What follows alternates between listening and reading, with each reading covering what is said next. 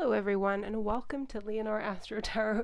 Thank you so much for joining me today. I really am happy that you've decided to stop by to my corner of the internet and spend some time with me. I know that there's a lot going on YouTube, so there's a lot of ways to spend your time here. So I really am happy that you've come along. And today I'm going to be doing kind of something a little bit different, something that I've been curious to try for a while. Like, this is a reading I had in mind and I wasn't sure initially how to go about it. So as you could probably tell when you clicked on this from the thumbnail, this is all about past lives. Now, I will say, I don't know that I've always believed in past lives. I don't think that I used to necessarily. I think I've always been pretty open-minded, so, who am I to rule anything out? But I don't think I ever really embraced the idea or possibility of reincarnation. Although, of course, reincarnation is a very, very big part of Eastern religions, right? The idea of the cycles of life. When I started to learn about astrology, it started to become more undeniable to me. Like, the idea of astrology, which obviously I'm a big believer in astrology, has really helped me through my life. It's been like a handful of years, I think, since I first really was initiated to that whole world. Initiated sounds a little intense. Introduced to astrology when I first had my first natal chart reading. I think it's more than 5 years at this point, but the more I've learned about astrology, it sort of brings the whole notion of past lives, sort of, because, for instance, and I've spoken before on this channel a little bit, my channel is still very new, so I do absolutely appreciate your support as it grows, but I have spoken a little about the North and South Node, which I think are very, very significant points in astrology. They're called Ketu and Rahu in Vedic astrology. And they sort of speak to kind of like karma and dharma, your karma being all that you've accumulated throughout lifetimes, however many lifetimes you may have lived. And dharma is all about where you're going and the kind of growth that your soul needs and wants. So I'm and I pay particular attention to my own North-South Node journey and also that of whoever's chart I'm reading. But I personally don't know a lot, or I've never had, for instance, a past life regression. My current life has posed enough sort of things to be getting on with and working through as of now. This may be something I'm interested to do in the future, and obviously there's only so deep and so far that we can go today on a pick a card reading. If you have had like past life regression, I mean, I'm very curious about it. If you have had experiences like that, then perhaps you'll already have some kind of idea about your sort of soul, where your soul has been. Of course, if you don't believe in any of this stuff, you're like, no way, then maybe you're just here for fun, and maybe it will be a fun reading for you. But of course, if it does feel true to you, then, as it does to me, then I'm interested in what will come up.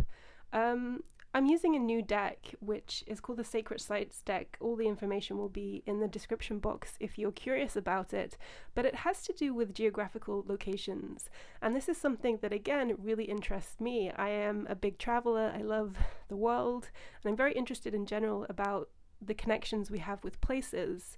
So I wanted to work with this deck in terms of looking at certain locations in the world that may have once had significance to you. Of course, we're not interested here in appropriating different cultures. If you find that perhaps, there's some kind of interesting indigenous location that shows up in your reading, of course, we want to be very respectful of those things. If that's perhaps in this life that maybe not who you are, but it might be something that you want to learn about, something to educate yourself about. Like I said, I don't really know what to expect from this reading. I've been preparing for a while. I don't know how long these I'll go with them.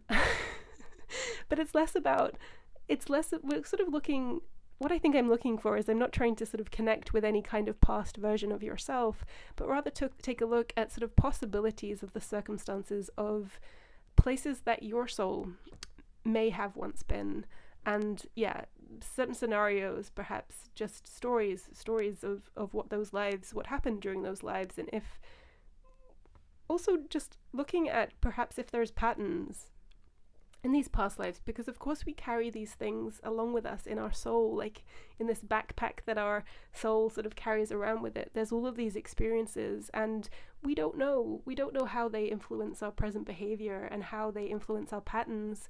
So if we can, if we can find some information here about that, perhaps, that will resonate, that's what we're looking for. So like I said, I don't know what to expect from this reading. It's different from my, messages from your person things and stuff like that. This is a bit different. So maybe it'll be more surface level, maybe some really interesting things will come up, I don't know. But as ever, this is a pick a card reading. It's general. It's obviously, if you have that inner click, if you feel like something is for you, then it's for you, right? Always trust that thing. If you don't know anything about your natal chart and the South Node journey, because we can tell a little bit about past lives from looking at the chart, not a lot, but we can tell some things. If you're interested in a natal chart reading, you can look at the info below. You can reach out to me at leonora.astrotarot@gmail.com, and I can talk you through your chart, and we can look at your South Node for past life information, and we can look at your North Node for how your soul wants to grow in this current incarnation. But as for today, we have 5 groups. Group 1 is the Amethyst, Group 2 is the Peacock Ore, Group 3 is the Black Tourmaline, Group 4 is the Pyrite, and Group 5 here is the Amazonite. Go with where you're pulled to. Of course, you may be an incredibly old soul that has just lived so many lives, so if you are drawn to more than one pile, then trust that too. Trust where your eye wants to pull you to. If you find that you're drawn to no pile, or your eyes are just darting around, I do recommend just pausing and coming back later, maybe when you're in a different state of mind, and then you might be drawn where you need to be drawn. So okay, I will leave you to pick your pile, and I will see you in your reading. Bye, everyone.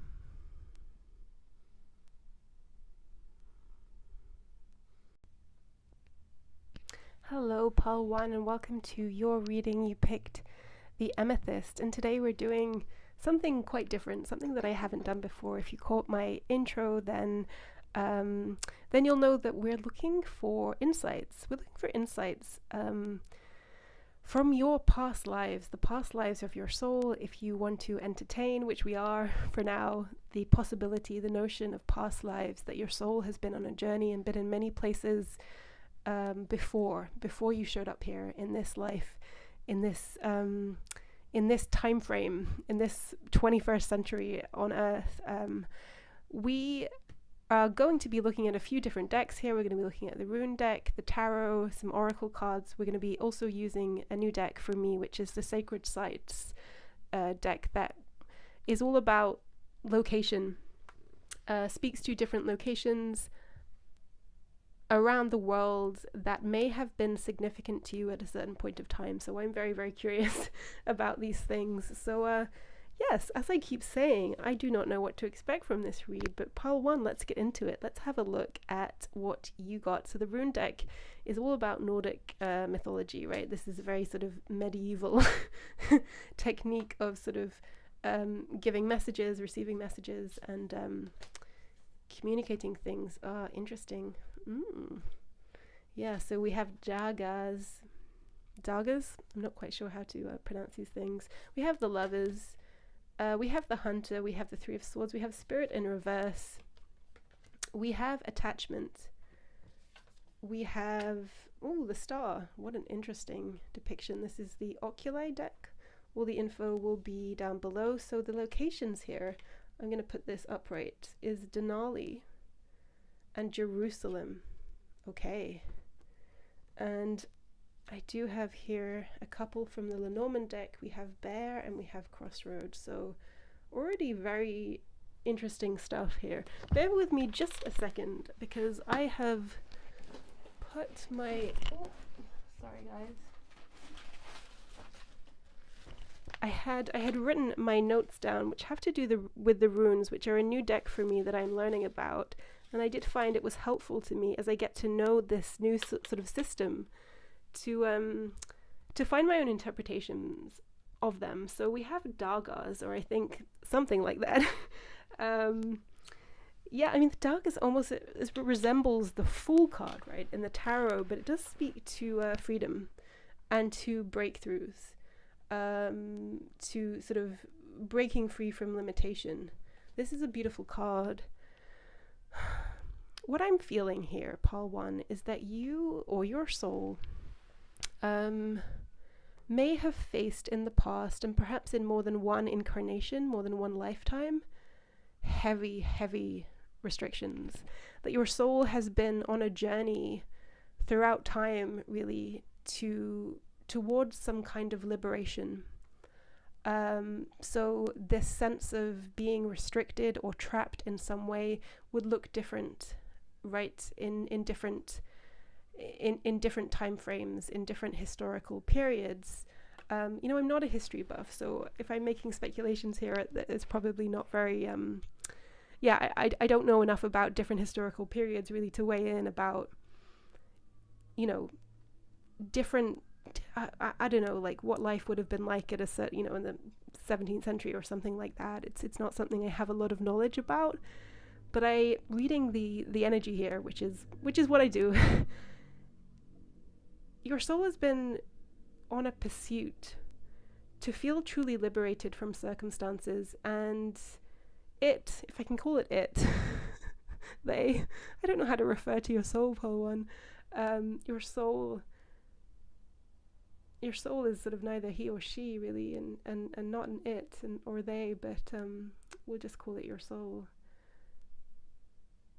Your soul may have found itself in very, very, very restrictive and circumstances, and it's not just physically, which may have been the case, but it has to do with not being able to embody your full essence, not really being able to be your true self, to feel as if there was something on your back, that you may have had past experiences where you felt under siege, where you felt stalked or followed, where you felt as if you were trying to get away and you couldn't. This may be a theme, because also what we're looking for here is themes, because it does seem as if the soul will kind of engineer certain experiences, or perhaps design certain life experiences in order to really achieve a kind of refinement and to grow, right? And this has been a theme perhaps for your soul, Pole 1, if you're relating to this, has been trying to be released from limitation, both physically but also in terms of being who you truly are. We have the hunted here, and the hunter, and I did use the word stalk or follow. I do think, yes, some of you may have felt hunted, and that may have felt quite literal, as dark as that sounds, at certain points in time. Some of you may have lived in a kind of prehistoric, I'm seeing this bear, in prehistoric eras where maybe you were a literal hunter, or at least you lived in an era in which you had to hunt and gather or what have you. But it's like you have known it's like when people speak about the fight or flight response, Pile 1, and how with the flight response the psyche, like the nervous system, doesn't realize it's not being chased by a real bear, but maybe you have a memory for things like that. Maybe your psyche does remember being threatened in a really primal and animalistic way, and that may that may look different as you have gone through cycles, like this idea of being the prey or being the hunter, being chased, being followed, or chasing. There's something about freedom from that. You may have a sense at times, Pole 1, as if there's someone at your back, or there's someone that's after you, and it may just be a strange energetic kind of echo. I mean, this Lovers card here, it to me, I mean, I suppose it does speak to me. The Lovers always speaks about romantic relationships too. It does speak of choices, but there is, what I'm feeling, is this what this, of course, you may have found yourself, your soul may have found itself. It's a weird kind of way to say it, I know. I don't know how else to say it. Restricted also by things, perhaps you found yourself in marriages that you didn't want to be, that you felt no choice, or arrangements that didn't include sort of true love as you understood it. You may have sort of felt kind of forced into an arranged sort of marriage. I feel like your soul has had many encounters with love, with romantic love, in different guises. Like perhaps your soul at certain points did have to sort of be in a kind of loveless marriage or in order to survive, something like that. Perhaps there were times where you couldn't be with the one you wanted. I feel like your soul is sort of rich in experience when it comes to love, and there's something, again, this theme of liberation with the Dagaz rune. It's sort of really making me feel like your soul has this desire to be somewhat free of attachment, which doesn't mean that your soul isn't interested in partnership and romance and love, but it just doesn't want to be defined nor restricted by it. It wants to freedom and love to coexist, because there's been many cycles in which that wasn't the case, in which your soul felt it couldn't breathe and live and be and also be partnered.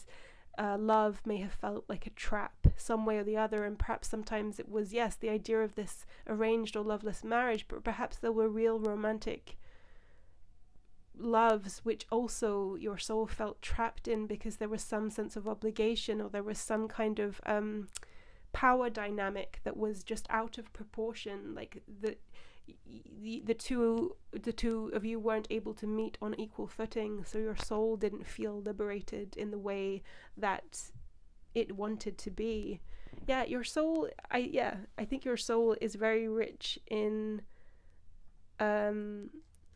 love relationships, and also every element of them. So I think you perhaps have had lifetimes where you have had severe heartache, perhaps where you perhaps couldn't be with the person that you wanted to,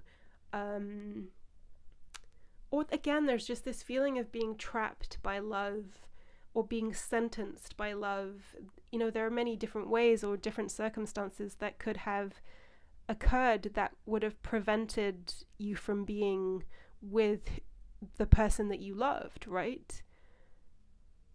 And there may have been times in which your soul felt trapped by heartache, or felt as if it were a cage. In fact, you may have gone through different lifetime cycles in which you carried a very severe heartbreak along with you and just didn't feel able to open your heart to love again. Your soul is very rich in romantic experiences. There's not going to be one theme, right? There's so much that happens to us in our lives in so many areas of it. I do feel, it was almost like in certain lifetimes your soul sat out romantic love because it was so severe, that you had such severe experiences with heartbreak, which came perhaps with just from being restricted from being with the one you loved, or having to face difficult, just not being free to be who you were or to be with who you wanted to be, and that can take many shapes, right? We have Spirit here in reverse. I think your soul, it's like we speak sometimes of the dark night of the soul, and it's almost the feel I'm getting with this pile one, your soul.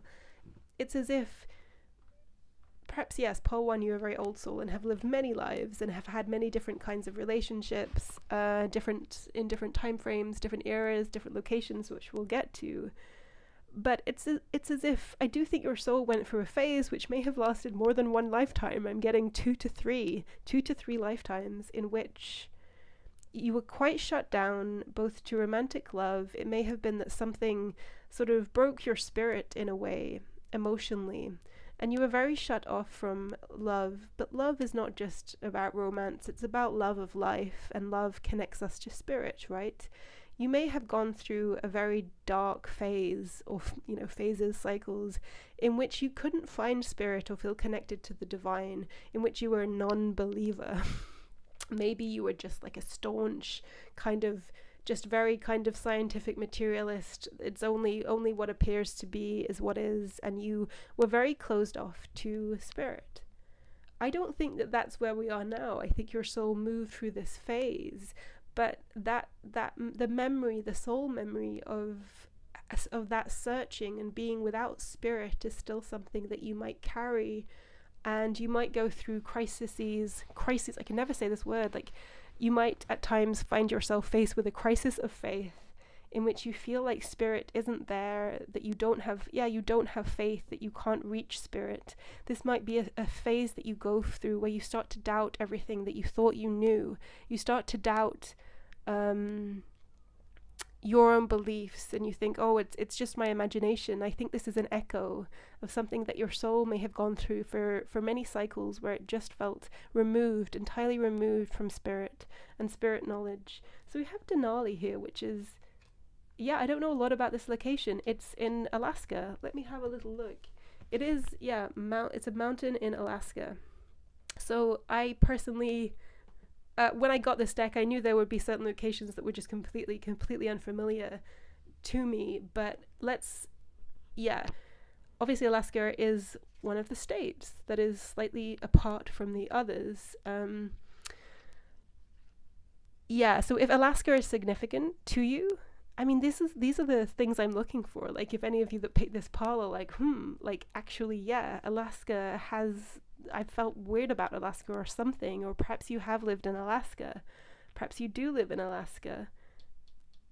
This walrus here, it's like maybe you lived in Alaska in the prehistoric era.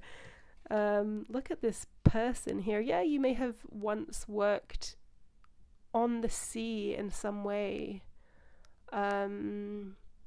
You may have lived in, one or more lifetime, Pal 1, a very, very nomadic existence, but throughout the far north, or throughout very cold places, you may have a relationship to cold weather. May be actually where you feel at home, that you actually like to feel cold, that you don't really like heat, or you don't manage heat very well, something like that, because I feel like at certain points your soul was very accustomed to and familiar with extreme cold, and that's just sort of what you know.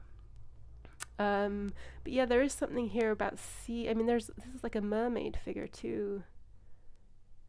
You may have had relationships with ships. There's so many things that people did on ships, like back in the day, before air travel, before we were in planes all the time. There are many different things that you might have been, reasons why you were on the water. But if you feel attracted to water, you might find, in fact, if you have the opportunity to travel by boat, and cruises are not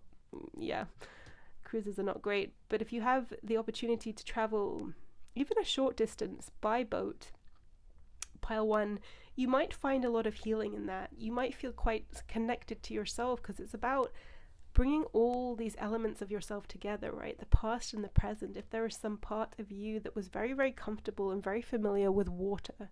So if you're drawn to water, if you find yourself drawn to it, or if you've never really considered that before, if you have the opportunity to travel by boat, even if it's just taking a little trip out on a kayak or something like that, you might be surprised how connected this makes you feel. So we have this attachment card, and it's funny because we spoke of liberation and restriction, and in this card, this figure is tied up with sort of, I don't know, wire or string or something. Some of you may, God, this is horrible, but some of you may have been enslaved in some way. And it doesn't have to have been that you were a literal slave, but you were that your soul has faced a lot of restriction and a lack of freedom. Some of you may have faced imprisonment in one way or the other, or been at somebody else's kind of beck and call, been at someone else's mercy, been someone else that just had to sort of just meet someone else's needs. It will look different. Like it's like there are so many possibilities there, right? And this is general. But it may have left this feeling of this great desire and need and impulse to achieve the opposite, to be beholden to no one, to be entirely free and liberated, to live for yourself, because there's this soul memory of entrapment. Maybe you're someone that needs to be self-employed or something like that, because you may have troubles with authority, things like that, because perhaps you felt really, really, as if you had a kind of master, or you were at somebody else's mercy, and it's just, there's a heavy, difficult feeling that,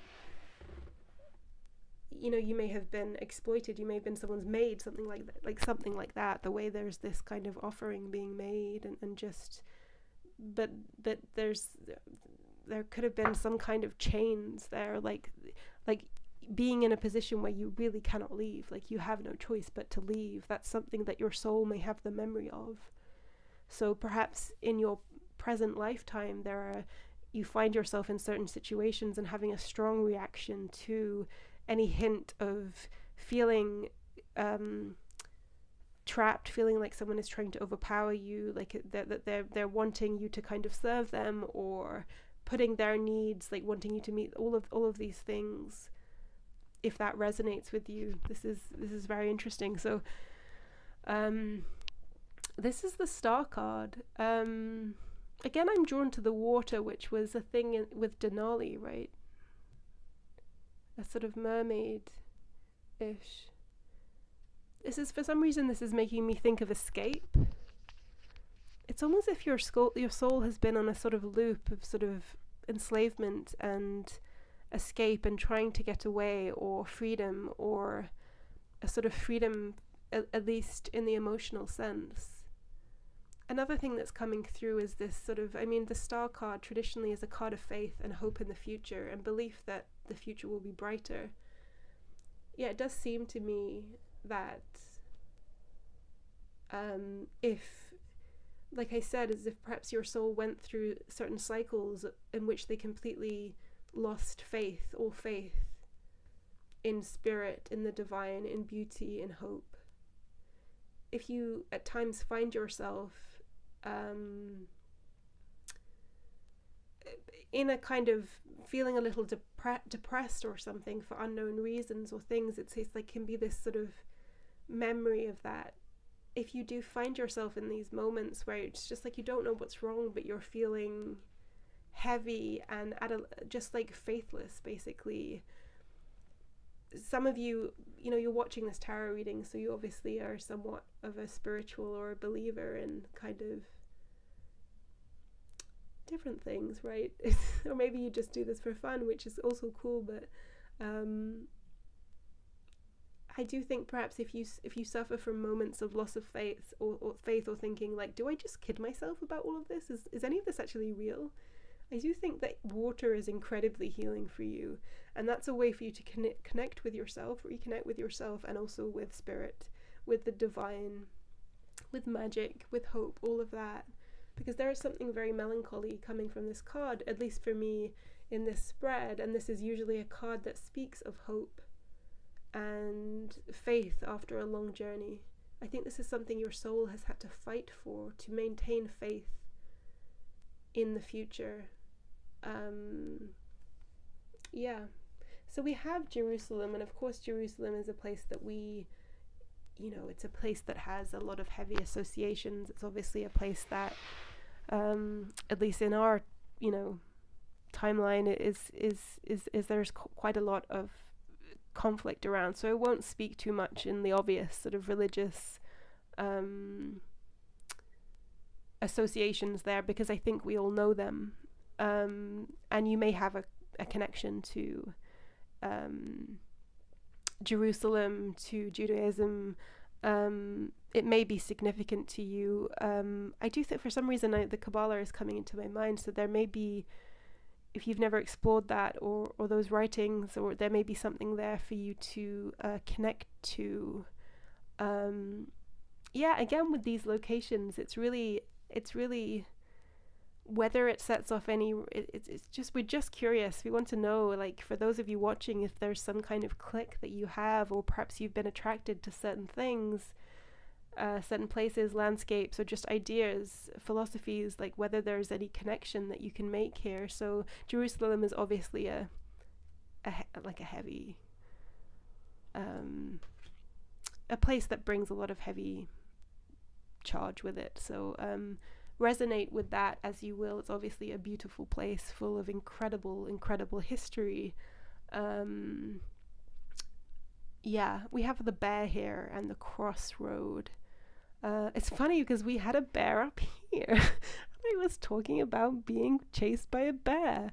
I mean, it's quite possible, yes, that you were a kind of hunter-gatherer type at a certain point. I do think, this is coming through to me, that you may be, and you may never have explored this, and this is something, it's kind of funny. You know, when people take those kind of, I know some people that have taken like short courses or workshops in survival skills, like preparing for the apocalypse, like learning how to make fire if you're in the woods, things like that. This is funny, I know, but I think you might have some interesting skills if you were to explore those things in terms of building from basic resources, stuff like that. I don't know why this is coming through, but if you've never done something like that, you might be surprised that you have a kind of hidden skill there, or it comes quite naturally to you to sort of fend for yourself from the things around you. Crossroad. I think your soul, Pile 1, those of you that picked this pile, this has been very interesting. And the character here right at the top of this is bringing me back to the Daggaz card here.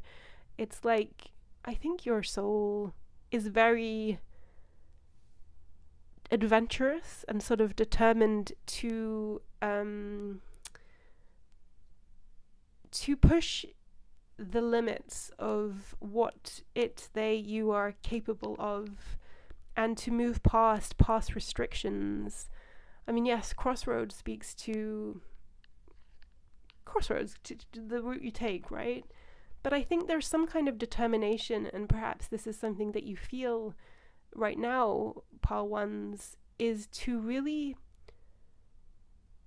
maybe you've made several attempts in the past, your soul, to really embody this sense of liberation that you've been seeking. And every time you've just pushed yourself to more and more towards the limits of that, and how you can really embody this sense of freedom that you crave. Like every time setting your sights higher, it's just you want to feel truly alive and sort of self-sufficient. If you're relating to this, I think it's, giving yourself permission to really be who you are and beholden to no one. What an interesting reading. I hope you resonated with this out there. I would love to hear your take on this. If it did, let me know in the comments. Do you have any connection to these places, Alaska, Denali, Jerusalem? Is this, I would love to know. Do let me know in the description box if there was some detail that's totally. But I think I'm going to leave this here. I may do a similar reading like this another time and look at this from another angle, but this is what I have for now. So I hope this was meaningful in some way, Pile 1, and I look forward to reading for you next time. Bye. Hello, Pile 2, and welcome. You picked the Peacock Ore. So today, if you didn't catch my intro, I was speaking about the intention for this reading, which is a little bit different from anything I've done before. We are asking all about your past lives. So I mean, the reading's going to be fairly brief. We're not going to go into great depth. If you're someone that's had some kind of past life regression experience, we're just curious about what kind of insight we can get that might inform our understanding of the present. So present cycles, perhaps themes, for instance, that your soul has gone through throughout their cycles. So let's presume that you've perhaps had more than one life, Pile 2, that are watching this video. But yeah, we're going to use the tarot, we're going to use some oracles, we're going to use the rune cards, and also a new deck that I'm curious about for this reading, which is the Sacred Sites deck. So this brings in certain locations that may have been significant to you, or maybe still are significant to you for reasons that maybe you don't understand. I don't know. Let's have a look. Pile 2. Of course, this is a general reading, so always exercise discernment. Take what feels like it's meant for you. If not, it's for someone else. Yeah. Okay, so we have Swello. We have the Empress. Lovely. We have Soul Retrieval. Wow. Oh, so this is a very appropriate card for this reading. Interesting. Okay, so we have, what do we have here? Actually, do not know what this card is. This is the Oculi deck, but which is a tarot deck, but I'm really not sure what this card is. Let's go with it. So the Self in reverse here, we have Evolution, and we have, what is this? I think this is the Knight of Swords. And for locations here, we have Baalbek, interesting. And we have Anuradhapura, wow. And I believe this is the cycle of Samsara, potentially. Yeah, very, very appropriate. Okay, so we have a couple of Lenormand cards here for a little added information here. So Pile 2, let's get into this. Swello. So this rune deck is new to me. I've been learning to work with this very recently. So I'm still learning the pronunciations and things like that. If you don't know about the runes, it's sort of rooted in kind of medieval, like Nordic mythology. It was a way of communicating and also a kind of oracle in getting messages and insights. So Swello is a card of success. Like, it's also a card of just sort of like self-knowledge, self-realization, and we do have this self card, although it is reversed here, but we'll get to that. Yeah, it's all about individuality. So I do believe Pile 2's, like, I think your soul has been, and perhaps we could say this for all souls, right? But there's something particular here, or something particularly intense about your soul's pursuit of individuality and being who you really are.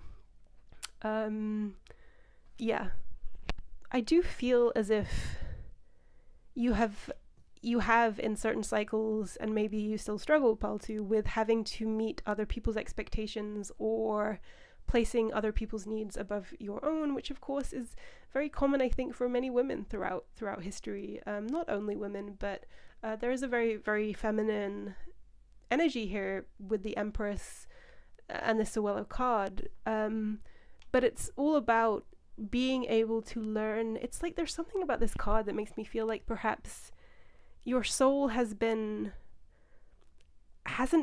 afforded the space, the time to learn who it's hard to know how to like frame this as I'm speaking it. It feels weird to like refer to your soul as it, but like I think your soul is genderless, and so I can try and refer to your soul as they, but to really learn who they are, right? Your soul wants to know itself.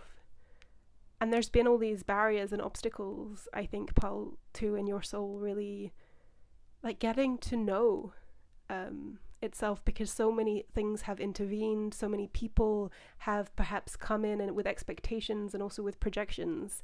Some people may have told you, who you were in certain phases, but you had to play a certain role that didn't feel true to you, but you felt you had no choice, things like this. You've had to be what other people wanted and needed you to be, but there's been this hunger, there's been this longing. It's like there's always something missing, and it has to do with yourself, right? It has to do with a part of yourself. I do think, yes, like I said, there's a very, very strong feminine energy, and you don't have to be female. This is gender neutral. You do not have to be female, but there is a strong femininity coming through this pile, and that your soul, I think, carries.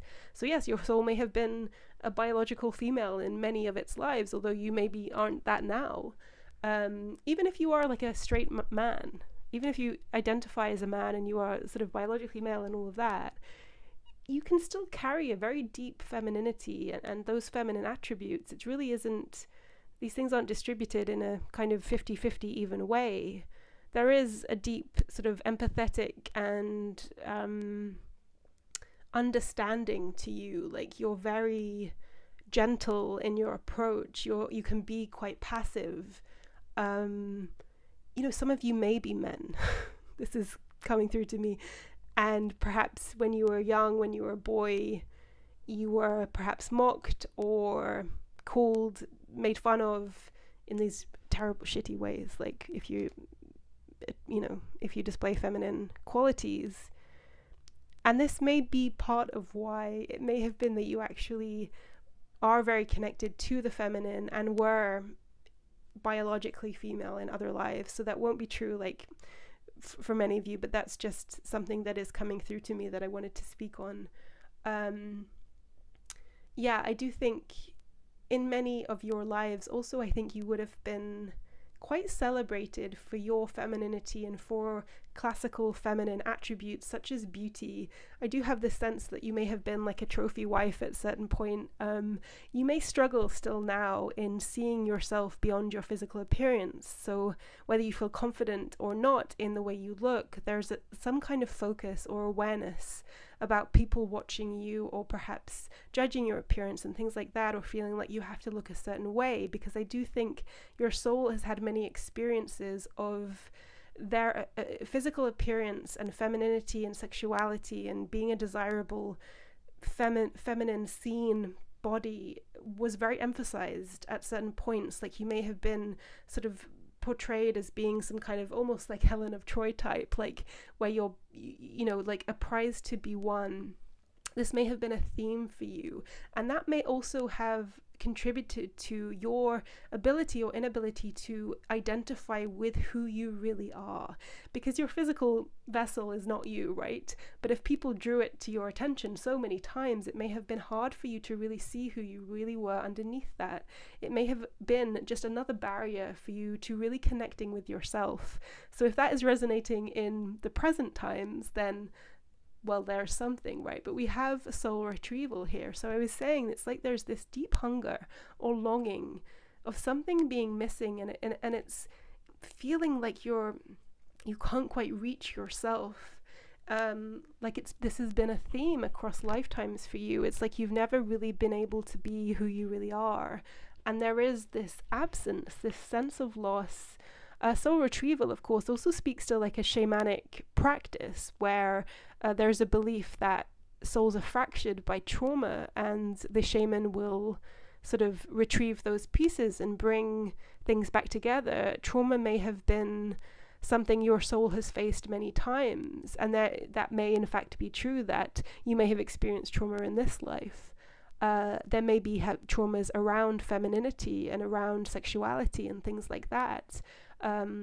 They can be echoes, right? They can be echoes of past experiences that haven't been fully healed and processed. And with soul retrieval, it's sort of, I don't know that it's just about this life, right? It's as if every time we're traumatized, we leave a part of ourselves somewhere else.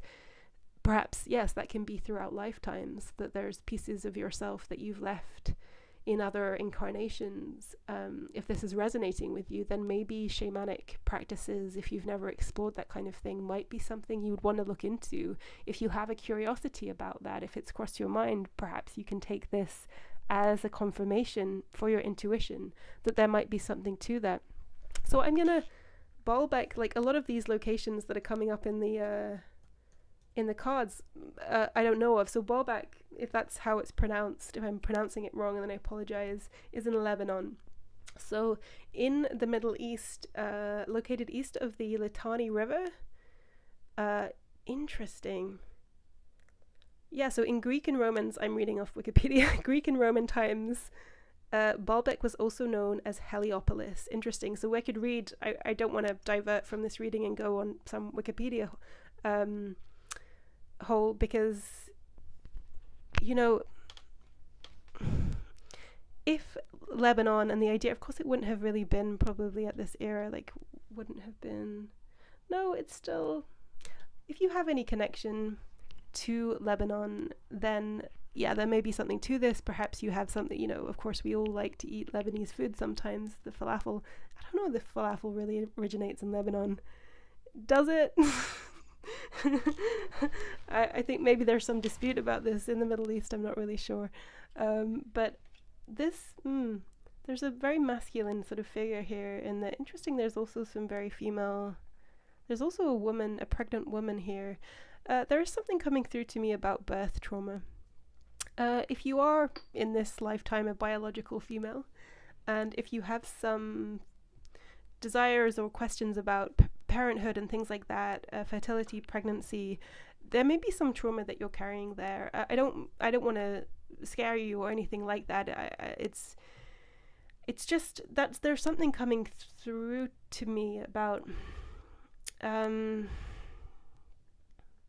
just birth trauma. In fact, I think you may have been a mother many times in many different lifetimes. You may feel very maternal, whether you're male or female, or feeling like you have to mother too. Again, there's these, in this card, there's these sort of women on display. It's quite Epicurean, like you may have certain physical insecurities around your body, or your body being seen. Again, I'm getting this sense as if you're being judged for your physical appearance, or being seen as this trophy, as having to be sexual when you maybe didn't feel that way in a very public way. It's quite heavy. Yeah, but there's also something here about birth, and there's some weird things coming up for me, like about sort of birthing involuntarily, having to sort of carry I don't know where to go with that. It's just coming through. It's there may be some kind of something your soul is carrying around that. So if you have any weird feelings, I suppose, about pregnancy and birth, it might be worth soul retrieval, or just meditating on sometimes just meditating on something. With this card, I don't know, weirdly I'm getting this feeling of, I mean, we started with Suelo, with feeling like you can truly be yourself and live for yourself. I do think in many cases, your soul was having to sort of be at the service of someone else. And sometimes it was just being by somebody's side, or feeling like you had to absolutely direct all of your focus and attention, all of your resources to caring for others, whether that was as a parent or just as a sort of a partner, a wife, something like that. And feeling like other people's needs took precedence over yourself. There's an anger about that I think perhaps your soul carries, a feeling of resentment that they have had to sacrifice their self so many times, that they have been searching for themselves, but every time it's like somebody else's needs get in the way, and there is a heavy resentment. And perhaps you feel that, perhaps this is a resentment that you feel in this life, but it's sort of somebody, perhaps you're someone that if someone comes to you with a need or request, they want your help, it's very hard for you to say no. It's very hard for you to turn people away. You want to be there for other people, you want to show up for others, but it's like every time this happens, it's like, oh, well, I was going to go there and do this for myself, but now this is happening, so I can't. It's like, it's treading over an old wound, and maybe you're completely unconscious of it. But yeah, it's like you've never, like, if this card was turned over, but in this direction, it's just like, you haven't been able to find yourself. This is what your soul really wants. this is making me think of potentially, if you're resonating with this pole too, you might have a first house north node, like in a seventh house south node. In that case, it's like self and other, right? The first house is all about you. It's being able to like self-determination, being able to define your own life and who you are. There's a determination to evolve here. That's what the nodal journey speaks of, and that's why we're here, right? Our soul wants to grow. If it's sort of failed to achieve certain objectives and needs in the past, like, that's why the cycle continues, right? So there's this needed evolution here. Perhaps you have been seen and celebrated in a superficial way in the past, your soul has. And you want to be celebrated in this life for who you really are, who you are on the inside, for all of who you are. Some of you may have done things, your soul, in the past that were just like thankless. And of course, often there's domestic things that go on that's the way it is, that often people don't get the sort of respect and sort of due that they get for kind of emotional labor or just like things like that. These may be sensitive spots for you, Pile 2. Like, this may be something that you've given a lot of thought. You may still find yourself just giving a lot of yourself emotionally to others and wondering if it's valued or and you may fear that if you make choices for yourself that it would be selfish. And I think learning to differentiate between sort of being self-centered and just sort of putting yourself first at times, it's important. It is your life, it is your life. But I think your soul has experienced many blockages, just like as if every time you tried to be who you were, there was someone there ready to cut you down or get in your way. You may have had a very domineering encounters with people, or you may have felt, again, I don't know, sexual trauma is coming through to me, which is difficult and painful, and you may have trust issues with intimate partners that's coming through too as well, just not knowing if you're fully respected and valued, wanting to take an equal place within a partnership and not feeling like you're subordinate to someone else's needs. These issues of balance, again, this really, really sounds like a kind of seventh house, first house nodal placement thing. Not having your own needs taking the back seat to someone else's, and other people being quite domineering and putting themselves first and taking for granted the effort that you put in to things. Let's move on to this other location, which I guess this looks like this is in India, but I'm going to look it up just briefly. I don't like to look up the cards beforehand because I like to see them blind. Anuradhapura. So this is in Sri Lanka. It's one of the ancient capitals, famous for its well-preserved ruins and the ancient Sinhala civilization. Interesting. I feel compelled to just look up Sinhala civilization because that's calling to me. Sorry, I probably shouldn't be doing this in the middle of the read, but I don't like to study new cards before I see them. I want to see the images for the first time. So there's a connection between Sinhalese people and Buddhism, and there's a connection between crafts and this culture, so sculpture and fine arts. All of these things may be meaningful to you, or you may have felt drawn to them. I don't know if you've been to Sri Lanka or find any kind of kinship with the culture there. Sinhalese people, historically known as Hela people, they actually constitute quite a large majority, in fact, of Sri Lankans. This is interesting. If you're connecting to this, then of course you can look this up yourself, but Buddhism is this is a culture that is rooted in Buddhism, so this is kind of a long way from Lebanon. But hey, the soul knows no geographical limitations, does it? We could have been anywhere. Look at these elephants. Yeah. So this may have been, one of your lives. But Buddhism, of course, I mean, there's a lot to... I'm not a practicing Buddhist, but I do find I turn to it quite often, and I do like to go to kind of a Buddhist center at times and connect with those teachings. I think it's very meaningful. You may be the same, Paul, too, but if you do feel that calling towards that religion, then maybe honor that. Maybe there's something for you and something that can help you to put parts of yourself together. Because this soul retrieval is it does seem that your soul has sustained traumas, and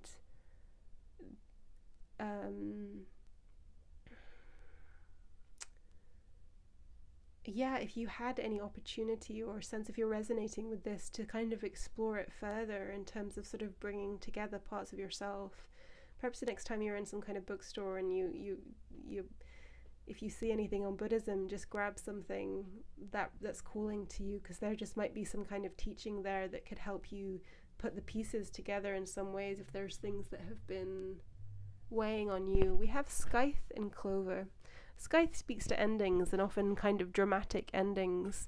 Some of you may have faced violence in past lives. That I was also feeling this a bit with this kind of dominating figure here. Or feeling threatened, or feeling under siege, facing violence.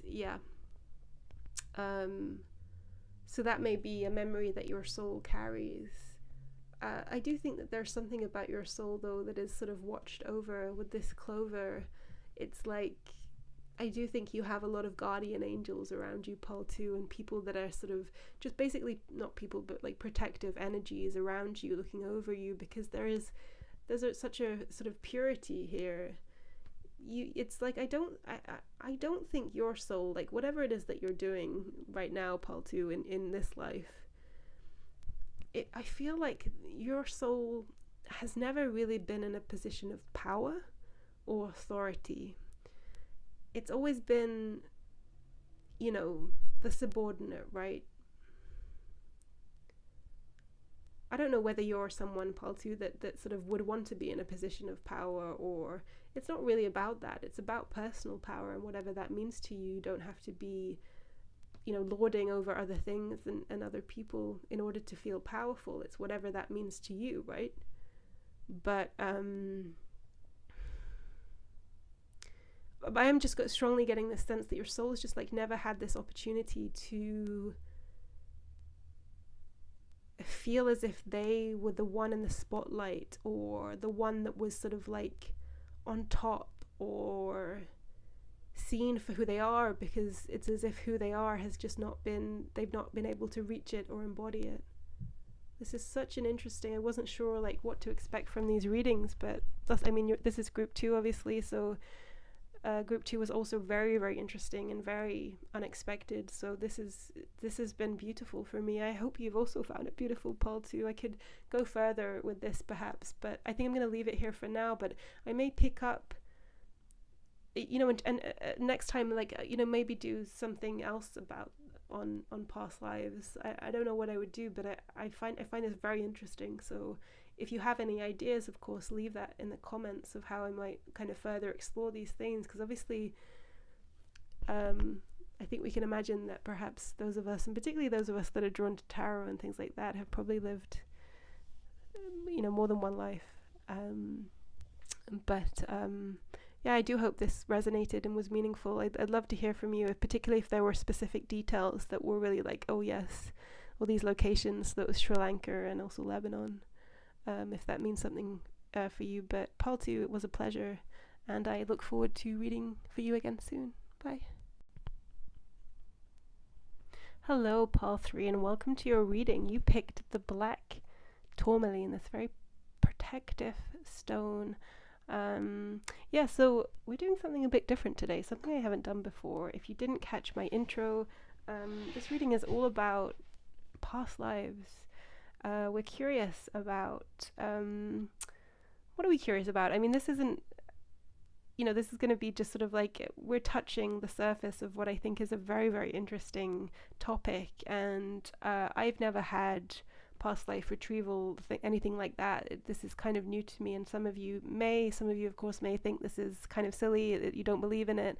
It's totally cool. If you're here for fun, you're very welcome, but we're just curious at what will come up.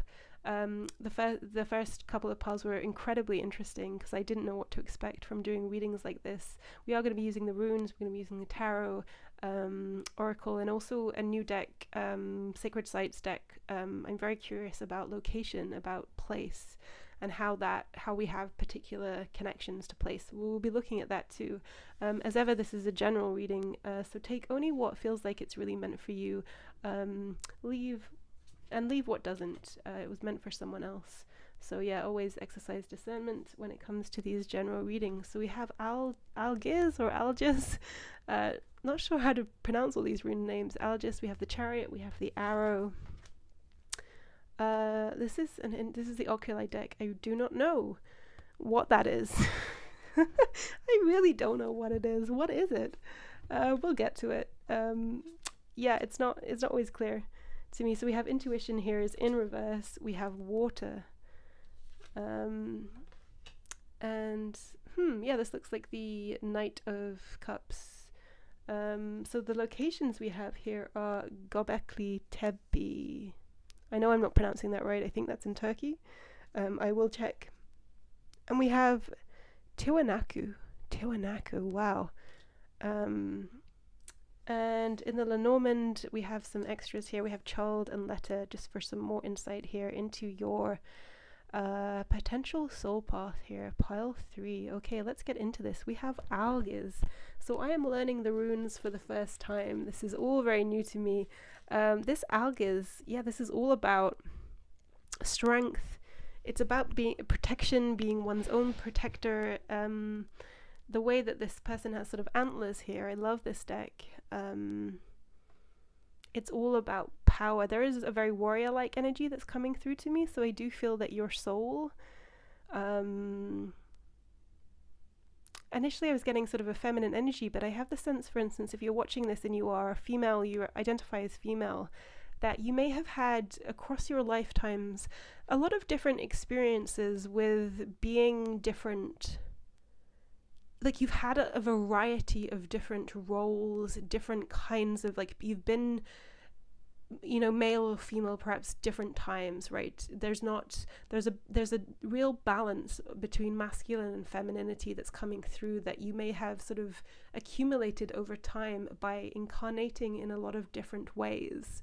That's interesting because Pile 2, I think, was a very, very feminine energy, regardless of like your current gender. I do strongly feel that your soul, Pile 3, has sort of been in some kind of battle scenario or has faced many battles, war, potentially like a soldier has been at war. And of course there has been, it's not unlikely, right, throughout history that there has been many, many wars, but there's something of a warrior energy that's coming through to me. So perhaps that you carry that with you, Pile 3, this sense of like having to fight for what is right and for justice or whatever, however that manifests in your current reality of having to fight for what is right, having to stand up against evil and against darkness. There's this just really strong feeling here that that's sort of almost like the signature of your soul is in fighting the darkness for the good of the light. That's incredible. Pile 3, so we have the Chariot here, which is a card that's all about strength and power and movement, and there is some sort of similarities here with these energies. You may be a very, very energetic person. You may be someone that has a lot of kind of restless energy, like you always have to sort of do something with your hands, something like that, because to be honest, our lives in this sort of time era can be quite like, we can be quite lazy in comparison, like spending a lot of time online and all of this in comparison to what our souls may have got up to in different centuries, right? It's almost like you've done so much in your lives, Pile 3, that like just sitting around and being a kind of a vegetable isn't for you. It's sort of, you always feel like you have to be doing something, because I think you have done so much with your lives. I know this sounds so funny, but let's go with it, and there's been a lot of movement in your lives. Like, I think that you may have traveled, we'll get to these locations, but you may have also traveled the world many times. So if you love to travel now, perhaps this isn't new to your soul. Your soul is very familiar with the world at large. But the Chariot is a driver, and of course I don't usually think of a driver here, but you may have also, there's something about vehicles. You may feel very at home, like on the open road, or feeling like you are at the head of a vehicle, things like that. Either way, like, you need to sort of be in control at times of your circumstances, and you always need to be devoted to something, or kind of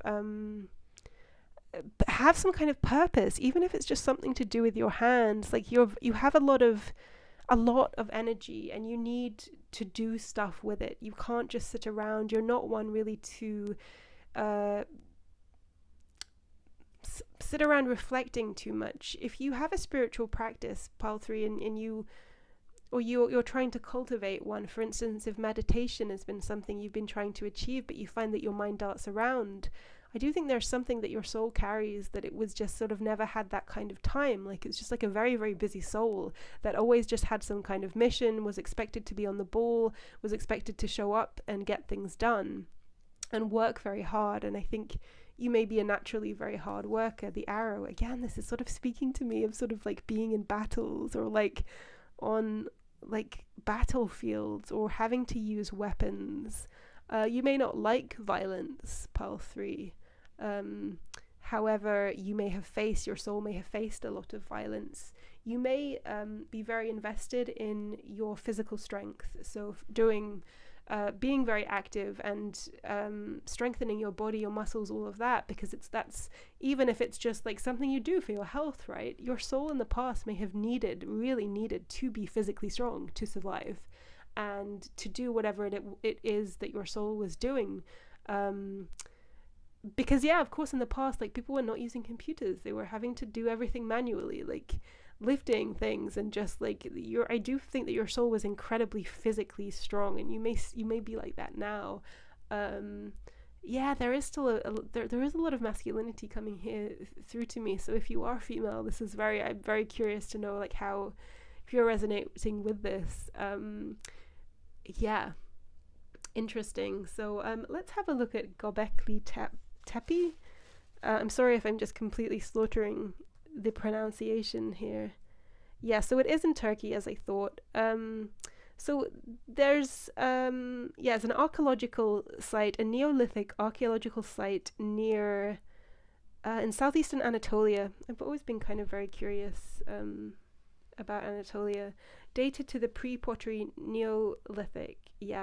So circular structures supported by massive stone pillars, the world's oldest known megaliths. How interesting. So I don't know if you're attracted to or have any particular connection to Turkey. It's very, very, I'm sorry for diverting this. I shouldn't be looking this up while I'm doing the reading, but I do like to look at the cards kind of blind, so I'm able to just sort of interpret the images as they are without having too many associations with the cards. But so these megaliths, so this is very similar to Stonehenge, really. You may be very drawn to doing things with your hands, and like I said, strength, being very physically strong, even if you're not using your body in any way in your work, is something. It's just sort of like, just in case, like you need to use your body as a tool, right? That's coming through very strongly to me. In some of your lives, you may have died quite young. That's coming through. But you also, there's something very daring about you. You have a very daring soul, Pile 3. And in the past, you may have gotten into risky situations, or found yourself there and found your life cut off quite quickly in the past, because of course people died much younger, in the old times, like not now, no. But this bird too, I was speaking about meditating and having trouble meditating because there's so much energy darting around. There's a very kinetic energy around you, Pile 3.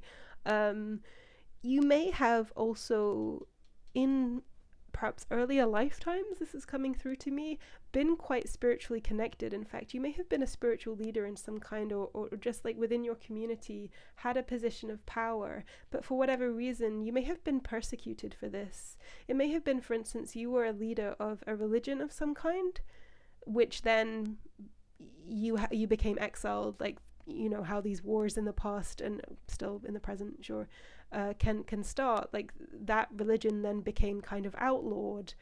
And this may be something that your soul is carrying. So your soul may have responded to this very difficult life experience by shutting off that part of themselves that was connected to spirit or to God or whatever it is, to religion and spirituality, because there was a very, very difficult experience. Whoa.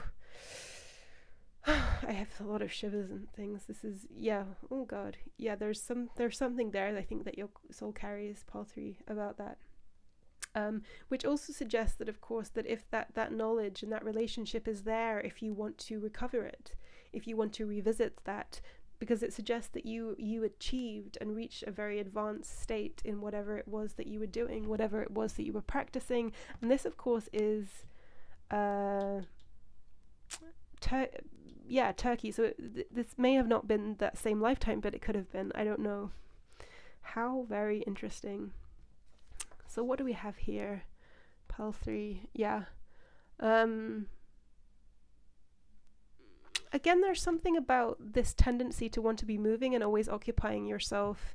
I think you perhaps feared that in stillness, or if you give yourself space, that you will start to feel melancholy, or that if you allow yourself, if you don't do anything for too long, that you will start to, like, bad feelings will start to creep in or something like that. It does speak to, you know, oh God, this is so much more than I was expecting doing this reading. It's like, I feel like you might have had periods of time in your very busy lives. For instance, you may have had a particular lifetime where you were forced, you were maybe jailed or something like that, or you had this period of seclusion where you were forced to be alone and do nothing. That is coming through to me. Yeah, maybe you were captured, you were at war or something like that, and you were captured by the enemy, and you just had this period of time where you were left alone somewhere. You were a prisoner and you were left to your own devices. So this may be a soul memory that comes up when you try to meditate, of having this sort of forced silence and a forced period of introspection. It may bring up fears and feelings about the past, or fears around being captured or being trapped. We do have intuition here in reverse, which does suggest that, yeah, like I was picking up, you may have gone through periods of times where you were very, very connected to your own soul, to your own spirituality, and your soul is sort of not wanted to revisit or look at that again.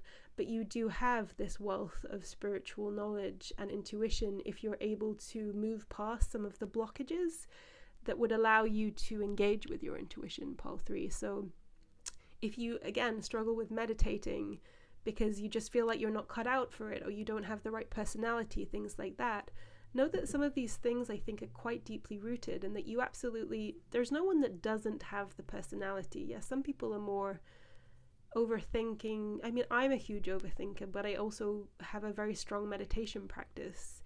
Like, I kind of feel like if I can, then, you know, I know it's not that simple, and I know there's reasons why some people find it harder to carve out that space.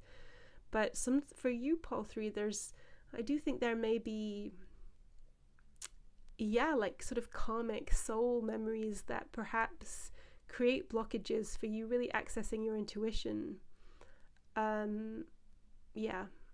Look, if you're sitting down to meditate, like, no one's coming after you. I promise. Like, no one is coming after you. So we have water here is coming through as an element.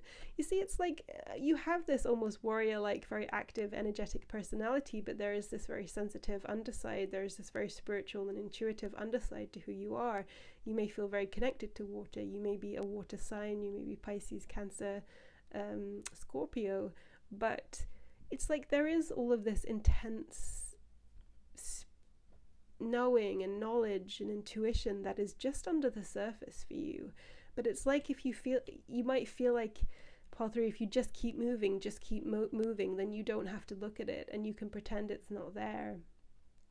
It's interesting. It is there, and nothing bad will happen to you, I promise you, if you engage with it. I think it's likely that you will feel more connected to life because there's all this speed here, up here, and then there is this blocked intuition, and there is this sort of depth of knowledge and intuitive experience. And, you know, this is a very romantic card. And again, we have sort of a watery, and we have a fish out of water.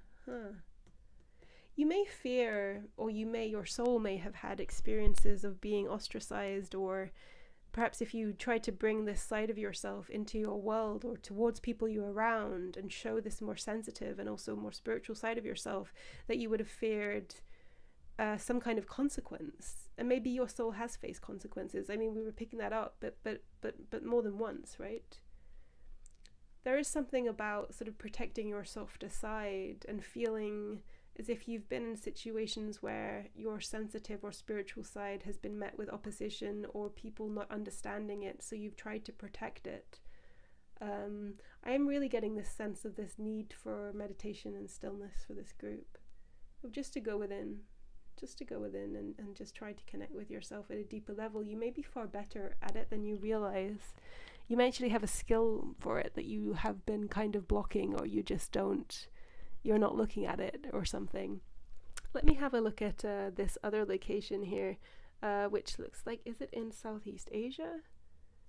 Tiwanaku. Okay, so no, it's not. It's in Bolivia. So Tiwanaku is an ancient city near Lake Titicaca. Now, Lake Titicaca has been on my list of places that I really desperately want to go because I do love lakes. I'm very connected to water, and you may be too, Pile 3. So this is, the ruins sort of date from the pre-Columbian Tiwanaku culture. So interesting, an open temple with stone monoliths. I don't know if any of you feel connected to Bolivia and that region of the world, but it might be something worth looking into, right? Lake Titicaca, around there. If you have never been to Latin America, if you've ever felt that kind of pull, if there's something there that's registering for you. Let's see if I can pick out anything else here on this card. Just that I do think that there was, this whole time, there's been this real strong feeling here of battle, or having been some kind of warrior, soldier, or just been on a battlefield. And I do think that your soul has seen a lot of death. I was feeling that there were times perhaps that your life ended very quickly. But you also, I feel like your soul has also witnessed that around them a lot, of seeing a lot of loss, and may carry sort of fears of that. There's a soul memory. I think sometimes if you feel these inexplicable fears at times, it can be an interesting sort of echo. You may find yourself quite drawn to the news at times. Of course, you may find yourself drawn to the military and things like that. But you may have complicated feelings in terms of observing and watching things on the news, in terms of sort of conflict situations, stuff like that. It may bring up a lot of very confusing feelings for you. We have letter here in the Lenormand, and also child. Letter. I mean, of course, this speaks to knowledge, and, you know, in some cases, an actual written letter. Your soul at some point may have been a writer of some kind, or have required to, or had significant relationships sort of almost like on paper, or like written, like relationships have been written. You might feel drawn to writing letters to people, or having pen pals. You might have had a pen pal. This may have been how certain significant relationships have played out for you in past lives. Pile 3 is through letters, so that may mean something to you. And we have child here, What am I getting here? I don't know if you have very strong or vivid memories from your childhood, but there is something about your soul feeling quite at home as a child, or loving this part of life. Your soul may have had, or just having strong feelings about this part of life, the early stages of life. Your soul may have had very, very difficult experiences and have had their life cut short, had very dramatic, action-filled experiences, but childhood for your soul may have always been a time of peace and harmony and happiness, and where your soul has just the most experiences of fulfillment and joy and things like that, and harmony. So you may relate to that in this life, maybe not, but you may also have be very connected to your inner child, or like being around children, things like that. I'm getting yeah, interesting. Let me see if there's just anything else here. This has been completely fascinating and completely unexpected, and I hope it's been meaningful for you, Pile 3s. Like, if anything did jump out here in terms of like Turkey and Bolivia and just the details here. Are you somebody that jumps around a lot and struggles to meditate? If there was something specific, like, I just would love to know. So do leave me a comment if there was something about this that was particularly resonant. But yeah, I've really enjoyed doing this, and I might pick up in some way, like develop on, I don't know how I do a similar reading in terms of exploring past life experiences, but I'd be curious too. If you have any ideas, do let me know. If there's something that you'd like to see, I'd love to hear that. So yeah, thank you so much for joining me, Pile 3, and I look forward to reading for you again sometime. Okay, bye.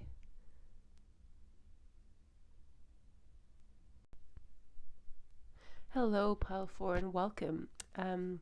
Very happy that you decided to join me here today, and you picked the Pyrite. Today we're doing something a little bit different. This is not a reading I've tried to do before, although it has been very, very interesting. I didn't know what to expect from the earlier piles, but they've all been incredibly interesting.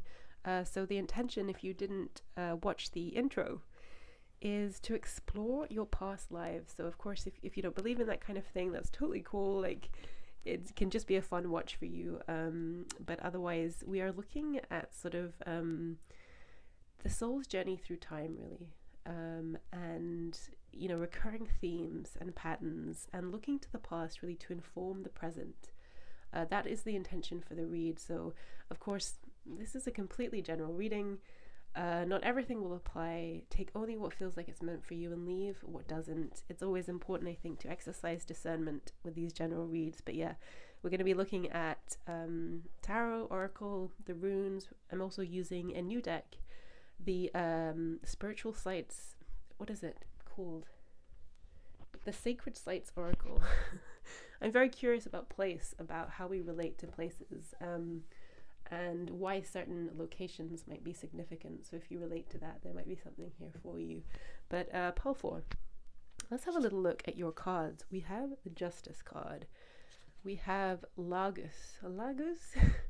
So this is the rune deck, and I'm not entirely sure about how to pronounce these names. The runes, if you are unfamiliar with them, are sort of a very ancient, sort of medieval, sort of pagan-like era method of communication, and used as a tool of divination. Also, if you know much about Nordic mythology, it's very intertwined with that. But the runes are very new to me, so the tarot is I'm very familiar with. I also used to work with the I Ching, or that used to be, not so much anymore, but the runes are a completely new method of divination for me. So yeah, so we have the smoky mirror. We have phenomenon. We have the Four of Swords here. Interesting. We have imperfection. We have, what do we have here? This is an interesting deck because a lot of the cards just, there's nothing even on the back even. Yeah, it's really not clear what they are. I think this is maybe the Five of Swords or the Five of Wands? I don't know, but let's see. So these locations we have here are Delphi, interesting, or Delphi, however you like to say it, and we have Stonehenge. Okay. And we have a couple of Lenormand here for some added messages. So let's get into this pile 4. What can we know about your soul's journey through time? What an incredibly beautiful blue card here. So this rune speaks to, you know what, it's kind of has associations with Neptune. It's very Neptunian, so it's all about sort of the ether, and it's all about mysticism and the intangible realms and spirituality. What I feel is that pile 4, those of you, there's so much blueness here. This justice is, I think those of you that pick this pile, I think, are very highly spiritual beings. You are old souls, to say the very least. In fact, I think that very term, old soul, of course, it's a term that we often hear and is often used, but you are a very, very old soul, I think, pile 4. I think you have lived through many cycles. You have learned a lot. I think you are very close to spirit or the divine, or however you relate to that. I think in every one of the cycles your soul has been through, you have tried to maintain this thread that connects you to something higher and the deeper parts of yourself. I think you have struggled, your soul has struggled to really, your soul may have incarnated many times here on earth, let's say, but one of the things that your soul struggles with, funnily enough, is sort of being here at all. So the struggles of your soul in some ways have been that to really feel as if they when I'm doing this reasoning, it's hard for me to find the right words to sort of, because your soul is genderless, your soul, but it's very difficult for me to feel silly to refer to your soul as an it, really. So I think your soul has obviously had some intention here to incarnate, but part of what your soul has perhaps struggled to learn or grow through time, this knowledge that they have been your soul journey, like that you've been on, has been about really learning to bridge this gap between the divine soul and this earthly realm. That has been something that your soul has struggled. It's like your soul sort of wants to be human and have this very fully human experience, but your soul can never seem to quite forget who they really are, which is, you know, not a kind of terrestrial, I mean, I guess none of us are really, are we? Not terrestrial beings, but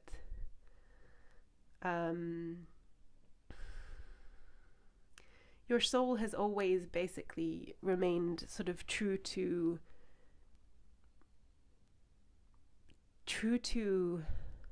a deeper understanding of what this all is. So this is very hard to put into words, right? Your soul has never really forgotten what this is all about, and you may have struggled through many cycles to really feel as if you were having an entirely human experience. It's like you've always had sort of one foot in, one foot out, and it's like you've always known too much, or you've never been able to forget enough. This Justice card, the blue is so incredibly rich, and the deep, deep blue is such a rich sort of soul color, right? One thing I always notice about this depiction, this is the Leonora Carrington deck, and I named my channel after Leonora Carrington. She was a British painter, a surrealist painter and writer. But one thing that gets me about this Justice figure is that she doesn't have a mouth.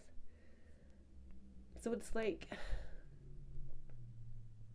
there's things that your soul, it's like your soul has felt as if it couldn't speak. Like, you couldn't speak on certain things, that you couldn't entirely be who you are because of fear of repercussions or judgment or being perceived as too different.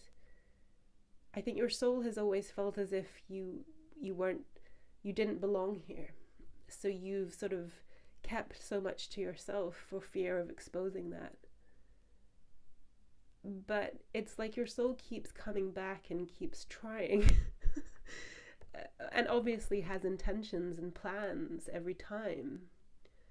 But one recurrent theme of your soul's experience through its many incarnations is that you're never entirely able to forget who you really are, because who you really are is really so powerful. It's so advanced. It's so it's hard for me to really put into words the kind of feel I'm getting from this this card, and just this incredible blue. I know that there are some theories about blue and things like star seeds, which to be honest is not something that I'm really very well versed in, but the blue here is so significant.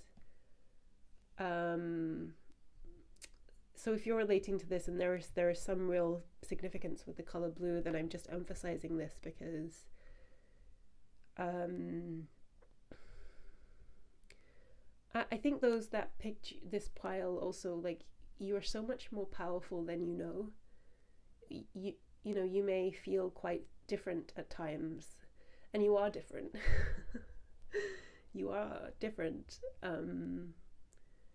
But you're incredibly experienced and incredibly powerful. You may not always feel that way, but you are. But it's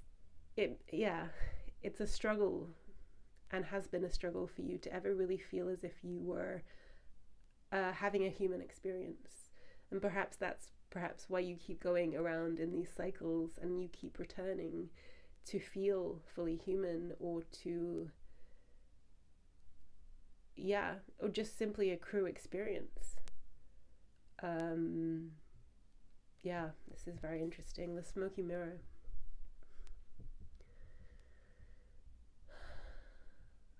I think your soul, pile 4, 5, 6, your soul has a very broad and expansive approach to being alive. Like, your soul is very connected to the world. I feel like I was saying this in another group as well. Your soul, I don't know whether you travel a lot,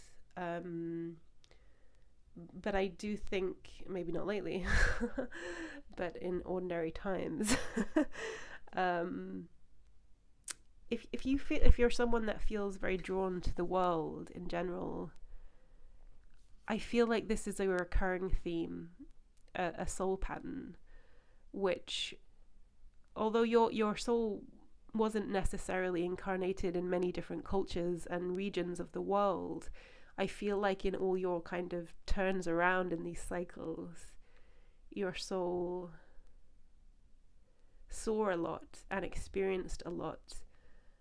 And also in the realms of sort of spiritual, or something about spiritual pilgrimage, your soul has known a lot of different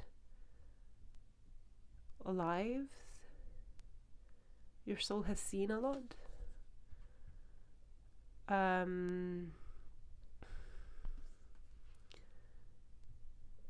Your soul sort of understands compassion really as the golden rule, which it is. I mean, famously, I think the great Karen Armstrong, the religious historian, sort of put it so better, about all religions, really all major religions. Compassion is the golden rule. Compassion is what it's all about. Your soul has a very deep understanding of that. Even if every day of your life it's like it's struggled to you to really grip that memory or that truth, which has to do with love, and it has to do with compassion. You're always remembering. You're always remembering, and it is your primary purpose here, and it's always been your primary purpose, to sort of spread sort of divine love, which is incredibly beautiful. And I feel like you've had certain lifetimes where I'm getting, what is the word? It's almost like what is it? Like a mission, not a missionary, like a Christian, because the missionaries are Christian, right? But that's not. There's some kind of travel or movement or spreading ideas through travel that's coming through to me, but it's hard for me to really define it. But I do think that your soul has had extremely, even in eras where, for instance, travel wasn't accessible, that your soul really traveled through lives, but it's not quite clear to me. Other than there's a kind of missionary-like thing, but not a missionary, because this is not to do with Christianity. It's, yeah. Sorry, I know this is a bit vague. We do have Delphi or Delphi, however you pronounce it. Which obviously this is the Greek sacred site. You may have had a very strong connection to Greece. You may still feel that strong connection to Greece. I mean, Delphi. Yeah, you may be very, very interested in Greek mythology, in Greek philosophy in general. Yes, philosophy. So you may be very drawn to philosophy as an academic study. Yeah, rather than like, because it's definitely not about organized religion or having a specific religion. It's much broader than that. There's something. Your soul is has a very. There's this deep spirituality here. Like, obviously, that's clear, that's coming through, but there's a very keen intelligence and awareness and like incisiveness too. There's something about aiding humanity also through ideas. Like, you may have been an academic of some kind in past lives. You may have been very just committed in some way to ideas and the spreading of ideas. And obviously so much of our civilization in the West, right? We just are. If you're in the East, then you're very welcome too. I don't mean to say are, but in Western civilization, so much is rooted in ideas that originated in Greece.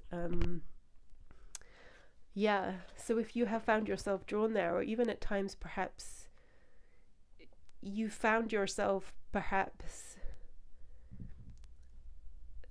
just thinking or writing about sort of Greek ideas, this may not be, for instance, the Greek myths may feel like as if we all have some kind of basic knowledge about what they are. You may have never really looked into it, but you might find if you do that there's something incredibly familiar there. And if you haven't been to Delphi or Delphi,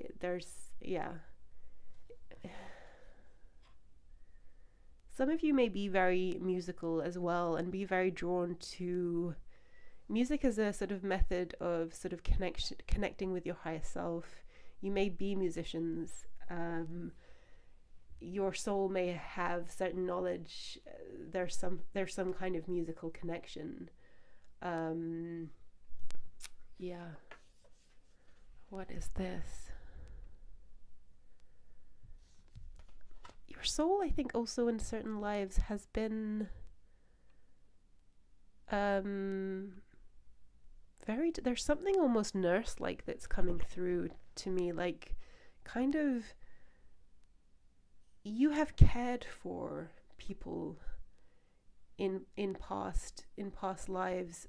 For you have cared for and nursed people.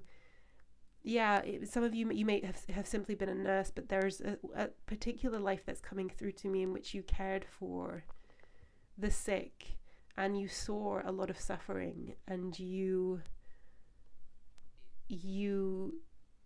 spread your compassion in this way. I'm getting, I don't know if you know the book or seen the film The English Patient. Juliette Binoche's character in that film, that's sort of flashing for me. Like it's like your soul has throughout time found, it sort of experimented with ways of this sort of message of love. I was picking up on this very kind of very pure loving energy in the way that your soul was needed at that particular moment and incarnation to sort of best serve sort of the movement of people, of humanity. There may have been eras in which your soul sort of incarnated in order to sort of heal and serve and nurse people. Phenomenon. Yeah. Strangely, again, I'm getting a very academic vibe. It's as if in some of your lives, or maybe in a particular past life, this very high, almost like IQ is coming, which is an interesting blend with, not that you cannot be academic and have a high IQ and also be very spiritual, because of course you can. That they don't really, there's no reason why they would be mutually exclusive, right? But for some reason I'm thinking that you, in some, there is a very developed rational mind, or your soul might have gone through periods of really developing your mind in a rational, almost scientific way. And there's some, you sort of went through periods of sort of being very sort of academic, and always, yeah, there's something scientific coming through to me, even like astronomy may be of a strong interest to you. You may have had a lot of knowledge on things like this.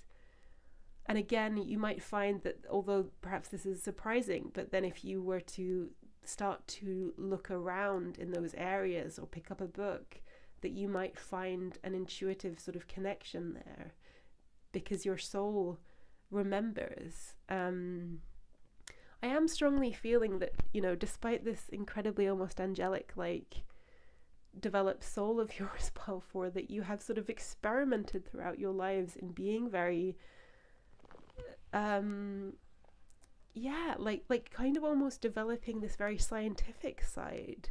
And perhaps this was sort of a method of your soul to try and ground themselves like into this sort of earthly realm by kind of trying to connect to the mind space. But there's almost very high development of the mind space.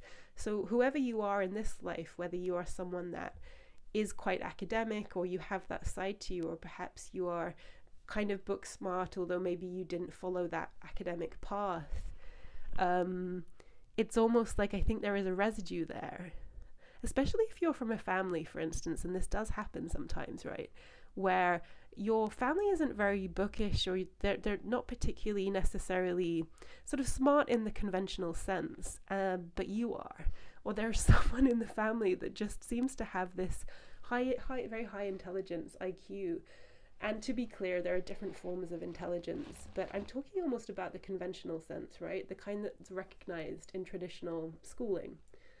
And whether you feel that you have that pile 4, or maybe you have it but didn't, it just wasn't the path you chose to follow, it's almost like your soul did go through stages of like highly developing that, almost to its most advanced stage.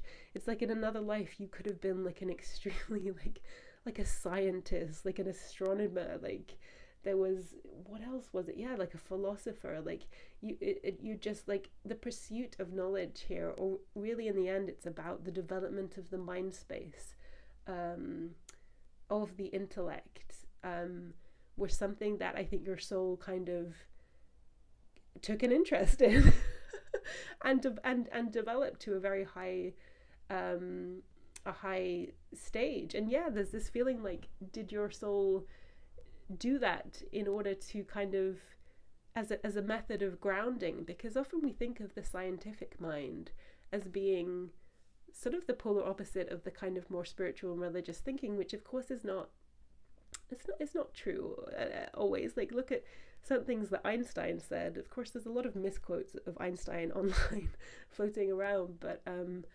Einstein was a very highly spiritual person and said some incredible interesting things about like music. Like we're closer to the divine really when we listening to like Mozart or something like that. I can't remember the exact quote, but he knew what was up. So I'm getting this sort of similar vibe. Maybe you were Einstein in a former life before. I don't know. it could be. I can't rule that out. But let's move on to imperfection here. You know what I'm feeling, and this is very beautiful. It's almost like there is this purity to your soul, as if your soul is very advanced, is very experienced, is very refined, but your soul keeps returning. Again, as I said at the beginning, it's like there's that term old soul, and then there's whatever you are, pile 4. So when we're talking about imperfection, like we know that perfection is sort of an illusion, right? But if we think about it as this idea of refinement, of the refinement of the soul through experience, through these incarnations, it's like, it's almost like I think your soul is ambitious too, that your soul is inventive in terms of, you know, if you believe that the soul also plots the life ahead of time, the kind of life they want to live, it's like your soul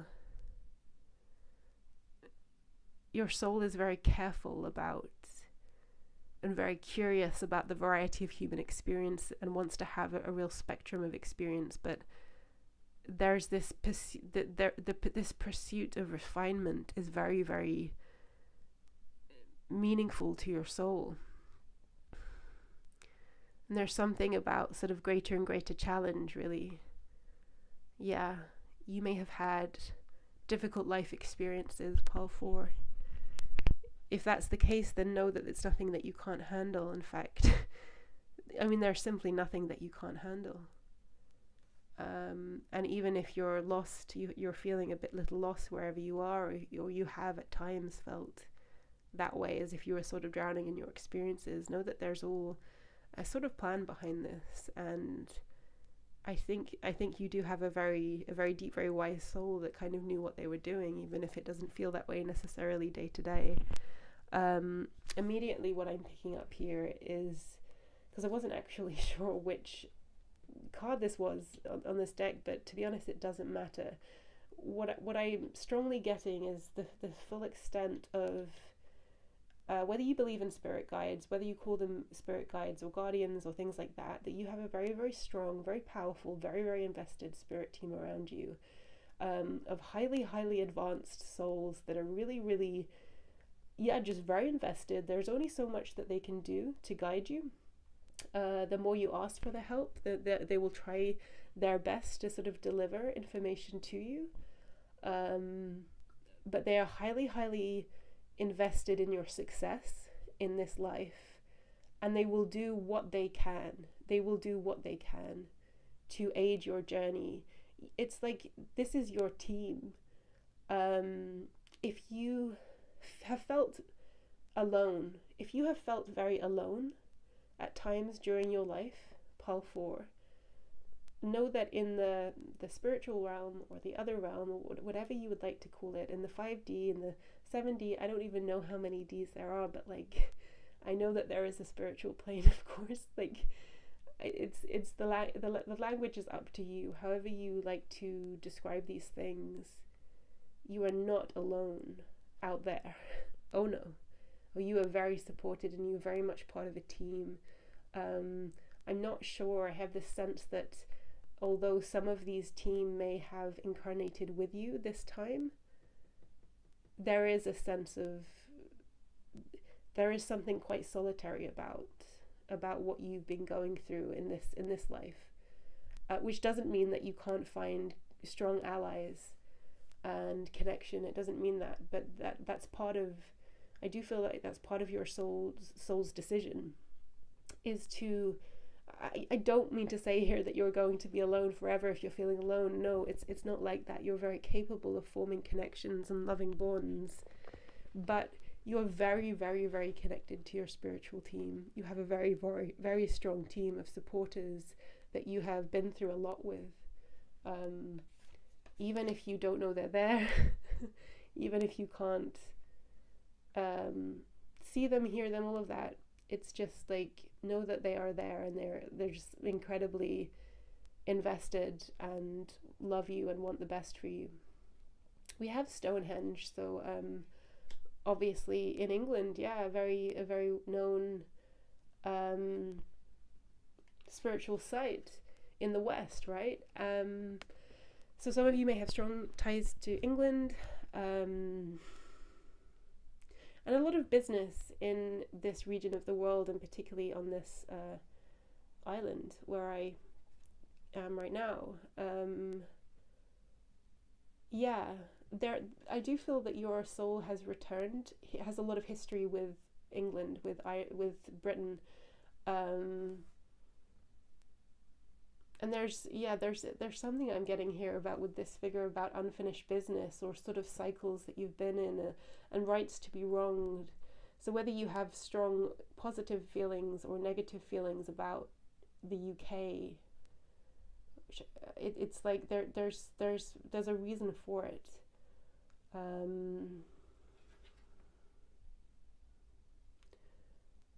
mean, if you haven't been to the UK, pile 4, and you have any interest in that, I would go soon, because I have been reading in the news some weird stuff about Stonehenge, and Stonehenge is sort of at risk of losing its like UNESCO heritage thing.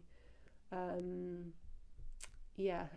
the solstice is always a good time to visit, but yeah. Clouds and snake. Yeah. Let me have a look at this. One thing I'm feeling has to do with home. I was picking up earlier, Powerful, that you were very familiar with the world, or your soul was very well traveled, basically. There is a pursuit of home, though. There is a sense, and I think it's because, like I was saying, it's like perhaps your soul feels like it's never quite been at home, or that you can't feel at home here. And I think that may manifest at times as a feeling of kind of roaming, or being kind of nomadic, like, because there's a challenging relationship with ever feeling quite rooted and at home, sort of in this earthly realm for you, Pole 4. If you relate to that, I think it is perhaps what your soul perhaps wants is to feel like it is anchored here, and it is connected to this world, which doesn't, I guess we're led to believe that we need some kind of concrete abode, right? To be grounded, but it doesn't have to be that way at all. It doesn't have to be that way. It's something internal, right? We have a snake here, and there is an apple. And I know in the Lenormand, the snake is sort of a little bit about temptation. I think you may have struggled at times with addiction or certain negative patterns, and it's part of that struggle, I think, of feeling grounded in this world. And at times I think grounded in your body. It's just like this forever dilemma that your soul has of feeling one foot in, 1 foot out of this world. And sometimes it leads to great creativity, perhaps musical creativity, of being this very broad-minded thinker, but that for sure your soul has had plenty of cycles of struggles in terms of dealing with this feeling of displacement, of whether it can ever really do the human thing. So yeah, that may be a recurrent theme too, is sort of negative escapist patterns, and how you deal and relate to the kind of the intangible, right, or the Neptunian, because this is a very Neptunian card, and Neptune is both sides of that coin. It's all about mystery and illusion, but it's also about how we integrate or fail to integrate these higher knowledges in our imagination too. Yeah. I hope this has been insightful. If you have found yourself resonating with this, and if there is any details that really rang true about this, I would love to know. I'm very, very curious, particularly with this reading, in terms of just like with these series of readings about the stuff that was coming up, and whether it this reading was a little bit less specific than the others in terms of what your soul has actually been up to, but I think the overall theme is clear that your soul is just really struggles to be human. It's so interesting. But yeah, there was some insights there about being academic and that was sort of interesting and unexpected. Yeah, do let me know if you're relating to this. I'm so curious, and I hope it resonated with some of you out there, and I look forward to reading for you again in the future. Bye. Pile 5, welcome. Very happy to have you here with me today. You picked the Amazonite, and today we're doing like kind of a different reading from anything I've done before. We're doing a reading all about past lives, so if that's not your thing, if you think that's a little bit silly, then fair enough. Just stick around for the fun of it. But yeah, if you missed my intro, the intention here is all about trying to look for sort of some insight from the past into the future, right? Looking at past patterns to hopefully gain some more perspective on the present. Yeah, we're going to be looking for themes. We're going to be looking for details. We're going to be looking for whatever we can find here. But yeah, so we have the tarot, we have oracle, we have the rune cards. I'm also working with a new deck, Sacred Sites, that's all about specific sort of locations. So I'm very interested in place, in how we connect to place. So this was something I was really very curious to do. And so far, these readings have been really fascinating to me. So I hope you will find this insightful, Pile 5. Obviously, this is a general read. So please take only what you feel is meant for you. Not everything will resonate. If it doesn't, then it wasn't meant for you. It was meant for someone else. Just always exercise discernment when it comes to these group reads. So we have Jera here. Jera? I'm new to the runes, so I don't know how to pronounce all of these things. So if you guys do, if you are unfamiliar with the runes, also they are kind of an ancient sort of Nordic pagan thing, mode of communication, and also a divination technique. So yeah, so we have the Wheel of Fortune, we have the Sacrifice, we have, I think this is the King of Wands, but I'm really not sure with this deck. We have Ego in reverse, we have Accomplishment. We have, we have the Queen of Swords, a very, very interesting looking Queen of Swords, wow. And for the locations here, we have Giza, is it Giza? In Egypt. And we have Glastonbury. Okay, so we also have a couple of Lenormand here for some further info. So, Jera, let me just check my notes on these runes, because like I said, I am learning the runes from scratch. Like I've never worked with the runes before. So Jera is really a card of peace. It's a card of sort of reaping what you sow, of harvest. It's about abundance. It's about getting what you want, right? So, there's a lot of green coming through here. That's turquoise, like deep green, right? Interesting, because the last pile was very blue. Jera. I feel your soul, Pile 5, and I felt something similar in Pile 4, has struggled perhaps often with feeling at odds with your environment, right? With feeling that they weren't quite in tune with the people and things around them, or they just weren't, that they were just different, that you're just different, and have almost struggled with feeling entirely human. Yeah, so Pile 4 was quite similar, although Pile 4 was blue and you are much more green.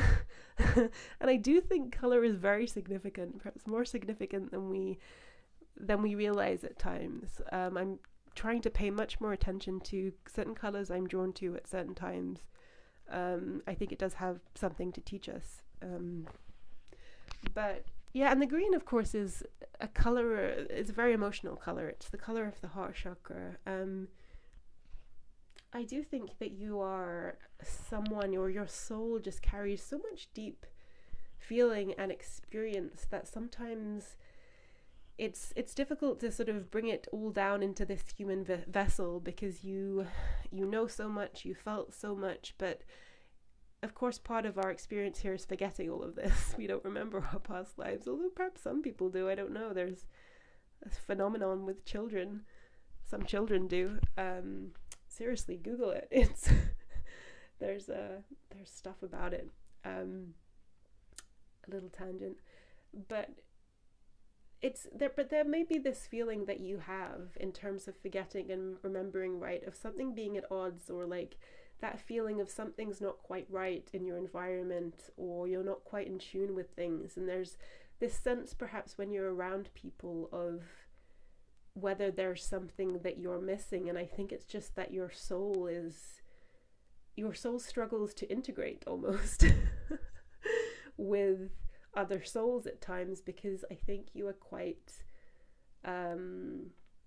just not knowledgeable. It's not your first rodeo, and with the Wheel of Fortune, you've lived a lot of lives. You have a lot of experience. You've accrued a lot of soul knowledge. I think sometimes your soul has been very eager to progress, sometimes a little too eager to learn and to know. You may be very hungry for knowledge, Pile 5. You may have a large appetite for things and experiences. Sometimes perhaps you don't give yourself the breathing time to really integrate those experiences. Yeah, there's an interesting juxtaposition here between feeling kind of at odds, but also desperately wanting to be a part of the world and to feel things the way.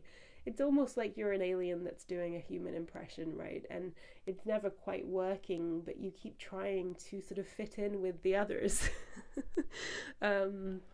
So this may be a habit. It's almost like a soul habit, perhaps, is trying to achieve a kind of camouflage or something. This is strange. The sacrifice. Yeah, I think your soul has, throughout many lifetimes, we have 44 here,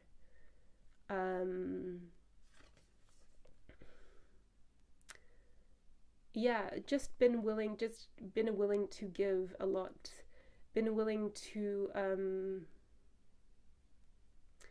sacrifice yourself for certain causes, for certain higher goals, but also often for the greater good. It's like your soul has a challenging relationship with ego, right? And yeah, I knew I put this card down, but I actually wasn't registering it. Yeah, of course I saw it when I put it down, but your soul has a challenging relationship with ego. It's like, yeah, I was saying, like, your soul is trying to sort of cram all this advanced spiritual knowledge into this human vessel, but even so, your soul struggles to relate to ego. It's just sort of like your soul just can never quite like find an ego that fits, or something like that, as if you're trying to find this outfit to sort of fit into a certain crowd, a certain style, to seem like you're sort of one of the people, but it's like you can't find an ego that fits. It's just like the ego is very uncomfortable to you, and because of that you might have this tendency to, for instance, not be very identified with it, and therefore allows you to sort of almost take a hit in a way for the team, or to sacrifice your personal goals for that of some kind of greater thing. You may have gone through numerous cycles like this, Paul 5, throughout your sort of soul's journey, where you just were willing to put your own needs aside for the greater good, or for the good of others, for mankind, for higher goals and things. But it means that you've never really had a good grip on the ego, and maybe that's a wonderful thing, but I think there's been challenges with this too, right? Because without this defined ego, you may have often felt very lost. You may have sort of lost yourself in sort of difficult, like the struggles of being alive, and not feeling grounded within the ego, because the ego isn't all bad, of course, like we need it. It's about having a healthy relationship to it. You're just very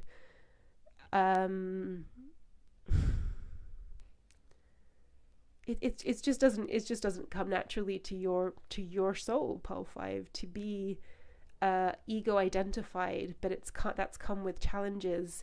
You've perhaps felt willing or able to sort of not have this strong ego, but it's also left you in a place of, at times, being unfairly martyred, or just been the one that's sort of taken the hit on behalf of others. So if that's a cycle, if that sounds familiar to you, it may be a cycle that's like a soul memory. Giza, is it Giza? Yeah, so Egypt may be very, you may have been drawn to ancient Egypt. You may be drawn to the kind of symbology and these of course gods and goddesses and things like that. I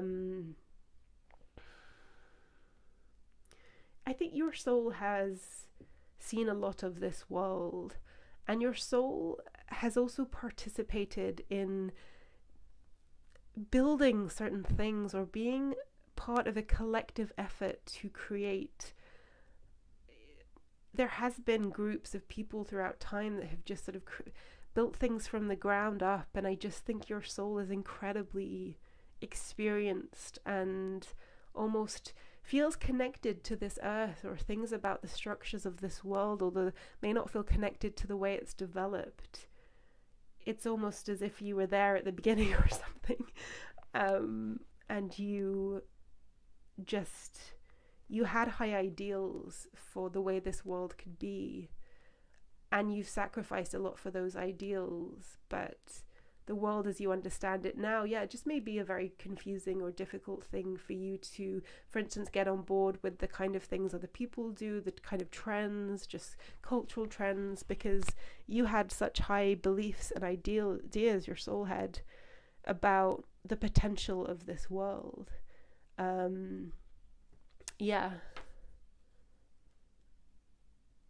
do think your soul sort of almost carries like a dream of what could be, very sort of almost progressive sort of, it's almost like, this is so strange, it's like, this is, I didn't know what to expect from doing this readings, but it wasn't this is just very interesting. It's like, it's almost like your soul was sort of there at the inception of something, or building things from the beginnings, and had these sort of ideas of the way humanity should look and behave, and all the potentials of humanity. And your soul, is still very, very attached to them, and therefore steering humanity back in a more positive direction. So yes, you may be someone that has strong ideas, strong politics, just strong beliefs about how things should be, but it's like your soul will find these little ways almost to steer the world in whatever way you can back to something that benefited the collective, everyone. It's very Aquarian vibe. It's just like for the greater good. Your soul has just very high ideals and just is very, very invested in the collective good. It's very beautiful, but sometimes at the expense of ego, right? But this egolessness, it can bring trouble, right? Because if you don't have a healthy ego, the ego can just sort of run around. So I don't think it's really possible for any of us to be without ego. We can have a healthy or unhealthy relationship to it, But if we reject it entirely, or if we say, oh, this doesn't fit, this doesn't feel comfortable, then the ego can quite easily kind of run wild over us. And that may have been a struggle for your soul at certain times, is just sort of perhaps your soul has gone through periods of time where they became extremely overly identified with the ego.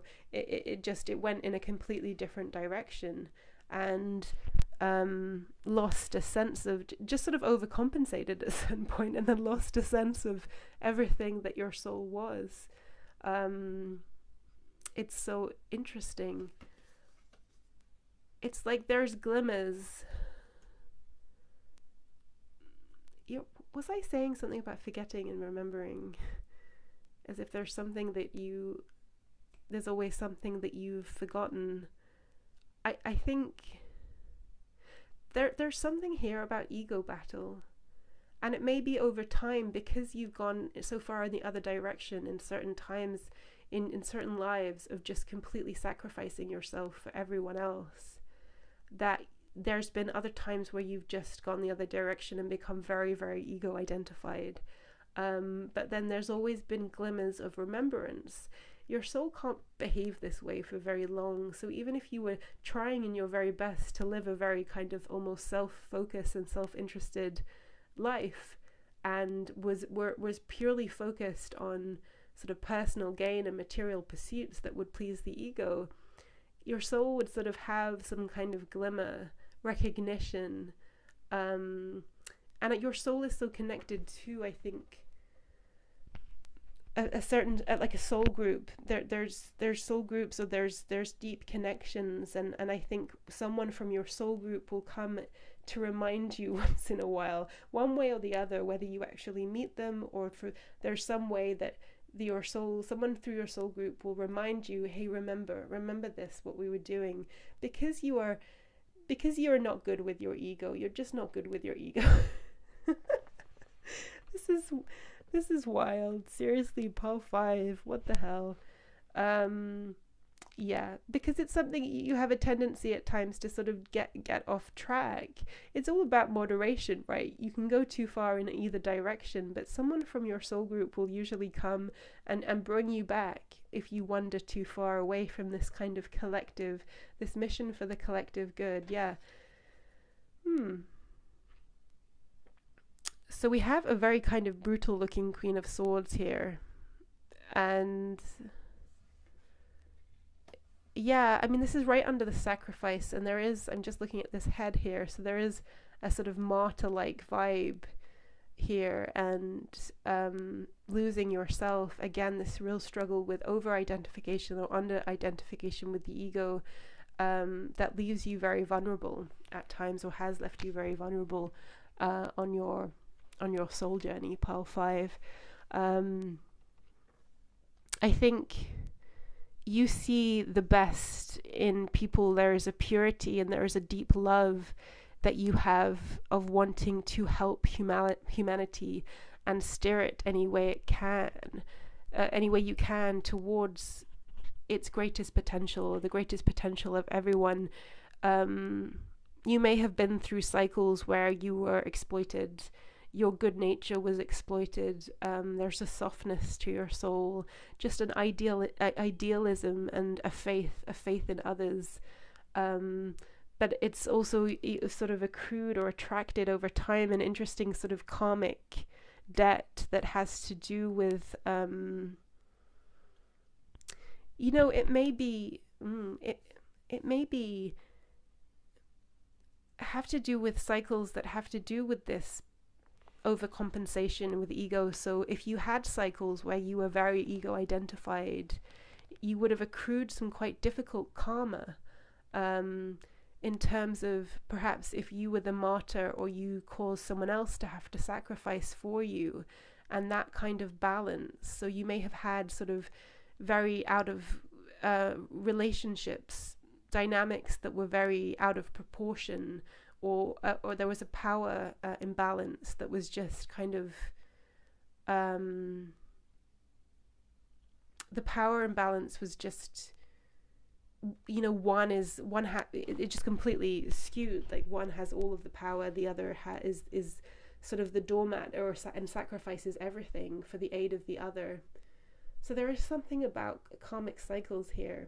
I don't know how this is resonating. I'm just sort of like taking what's coming through here. So we have Glastonbury again. So this is another site in the UK that has, it's sort of, yeah, it's associated with music. So your soul may have a strong connection with music, but also sort of paganism and certain rituals.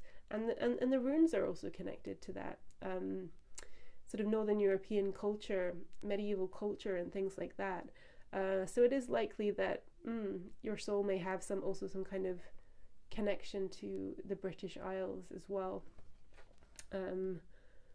Yeah, there's something here about offering too, and sort of tending to the land. And there's also a stag here. I think, yeah, I think your soul may have a very deep, wherever you live, Pole 5, and I don't know if you have any connection to England, but there's, your soul sort of loves, I think, the land, and if not tending to land, but there's something about wherever it is that you live, you have to feel very connected to the landscape and to feel that you have a sort of correspondence to that landscape that's really important for you. Scotland is coming through to me too, which is not near to Glastonbury, which is in England, but I think it's the stag. Yeah, there's some significance there, but it doesn't have to do with hunting, because I know that stags are sort of an emblem of that. No, I think you're very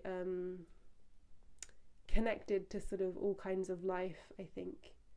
Pile 5. We have the coffin here. Transformation. Yeah, I think your soul, yeah, your soul obviously wants to push past, correct past errors and push past these sort of more difficult cycles. I mean, this pile more than others, I was getting more of a karmic feeling of, despite this very old soul vibe and this purity and this sort of love of humanity and these ideals, it's like maybe you've had a couple of lifetimes where you sort of started to kind of, yeah, it's more about overcompensating and then sort of going this real seesaw effect of sort of, and this, there's just something about what you're going through now, maybe, I don't know if you relate to this, that is, it feels like a very important moment for your soul in terms of transformations that you might have been going through lately. Those of you that pick this pile, if this feels like a very significant moment in time, in terms of letting go of old habits, I think if it feels very significant, it may be because it's about carrying, it's not just this moment, it's like, it's actually lifetimes of moments, of cycles, that this time that there's something deeply transformative, I think, here. It has to do with the anima, right, which is the inner female, right? The anima in Jungian psychology. I don't know if I was getting a masculine or feminine vibe more significantly.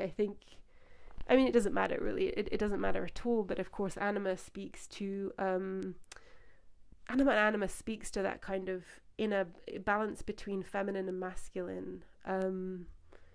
So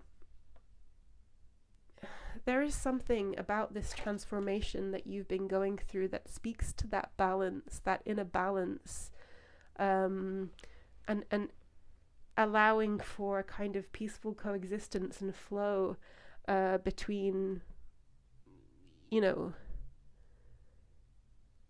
parts of your soul. And if you are a biological female, or it doesn't, like, it really doesn't matter, you're being asked to create balance between these things. And it's about,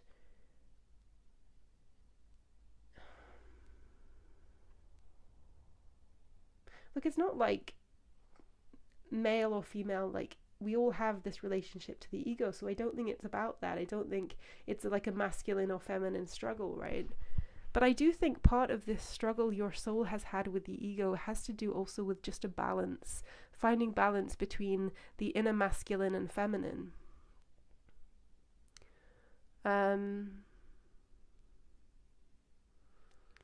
Yeah, I mean, I don't know what to add here. It's all of these readings have been so unexpected, but I do just want to reiterate this sense of there being some culmination point that I do think that you're, and I haven't said this in any of the other readings, this is just for you, Pole 5, to say that it's almost like, you know what, it's almost like a karmic debt. If you've been going through the ringer lately, or there's a lot that you've had to face, I feel like it's a debt accrued over much more time than you might think. And if you feel like there's a lot of change that you've been going through, it's been a long time. Yeah, it's been a long time coming. It's more than just this lifetime's work. So, you know, if you feel like you've reached an interesting point of transformation, we have this butterfly, and I think you are going through something which will mean you're leaving a lot behind and a lot of negativity. Like, it's about paying off a karmic debt. And it will create the space for much more kind of inner balance, particularly between the masculine and feminine. So whatever that means to you, Pile 5. What a fascinating read. I hope it was clear, because like as I'm reading these things, at times I feel like I'm in just like a completely different world. It's just, if you read yourself, you probably understand how it is, but this is on a slightly different level, of course, because I'm not just asking about messages from your person and stuff like this. This is kind of on a different level, but it has been completely fascinating, and I would really love to know if those of you out there, if you're relating to this, like I'd love to know the details of how you're relating, because yeah. It really was a pleasure to read for you, Pole 5, and yeah, I might also try and pick up this read in a different way. If you have any ideas of potentially building on this idea of past lives, and then do let me know. I'm totally open to suggestions. So yeah, take care, Pile 5, and I look forward to reading for you again in future. Bye.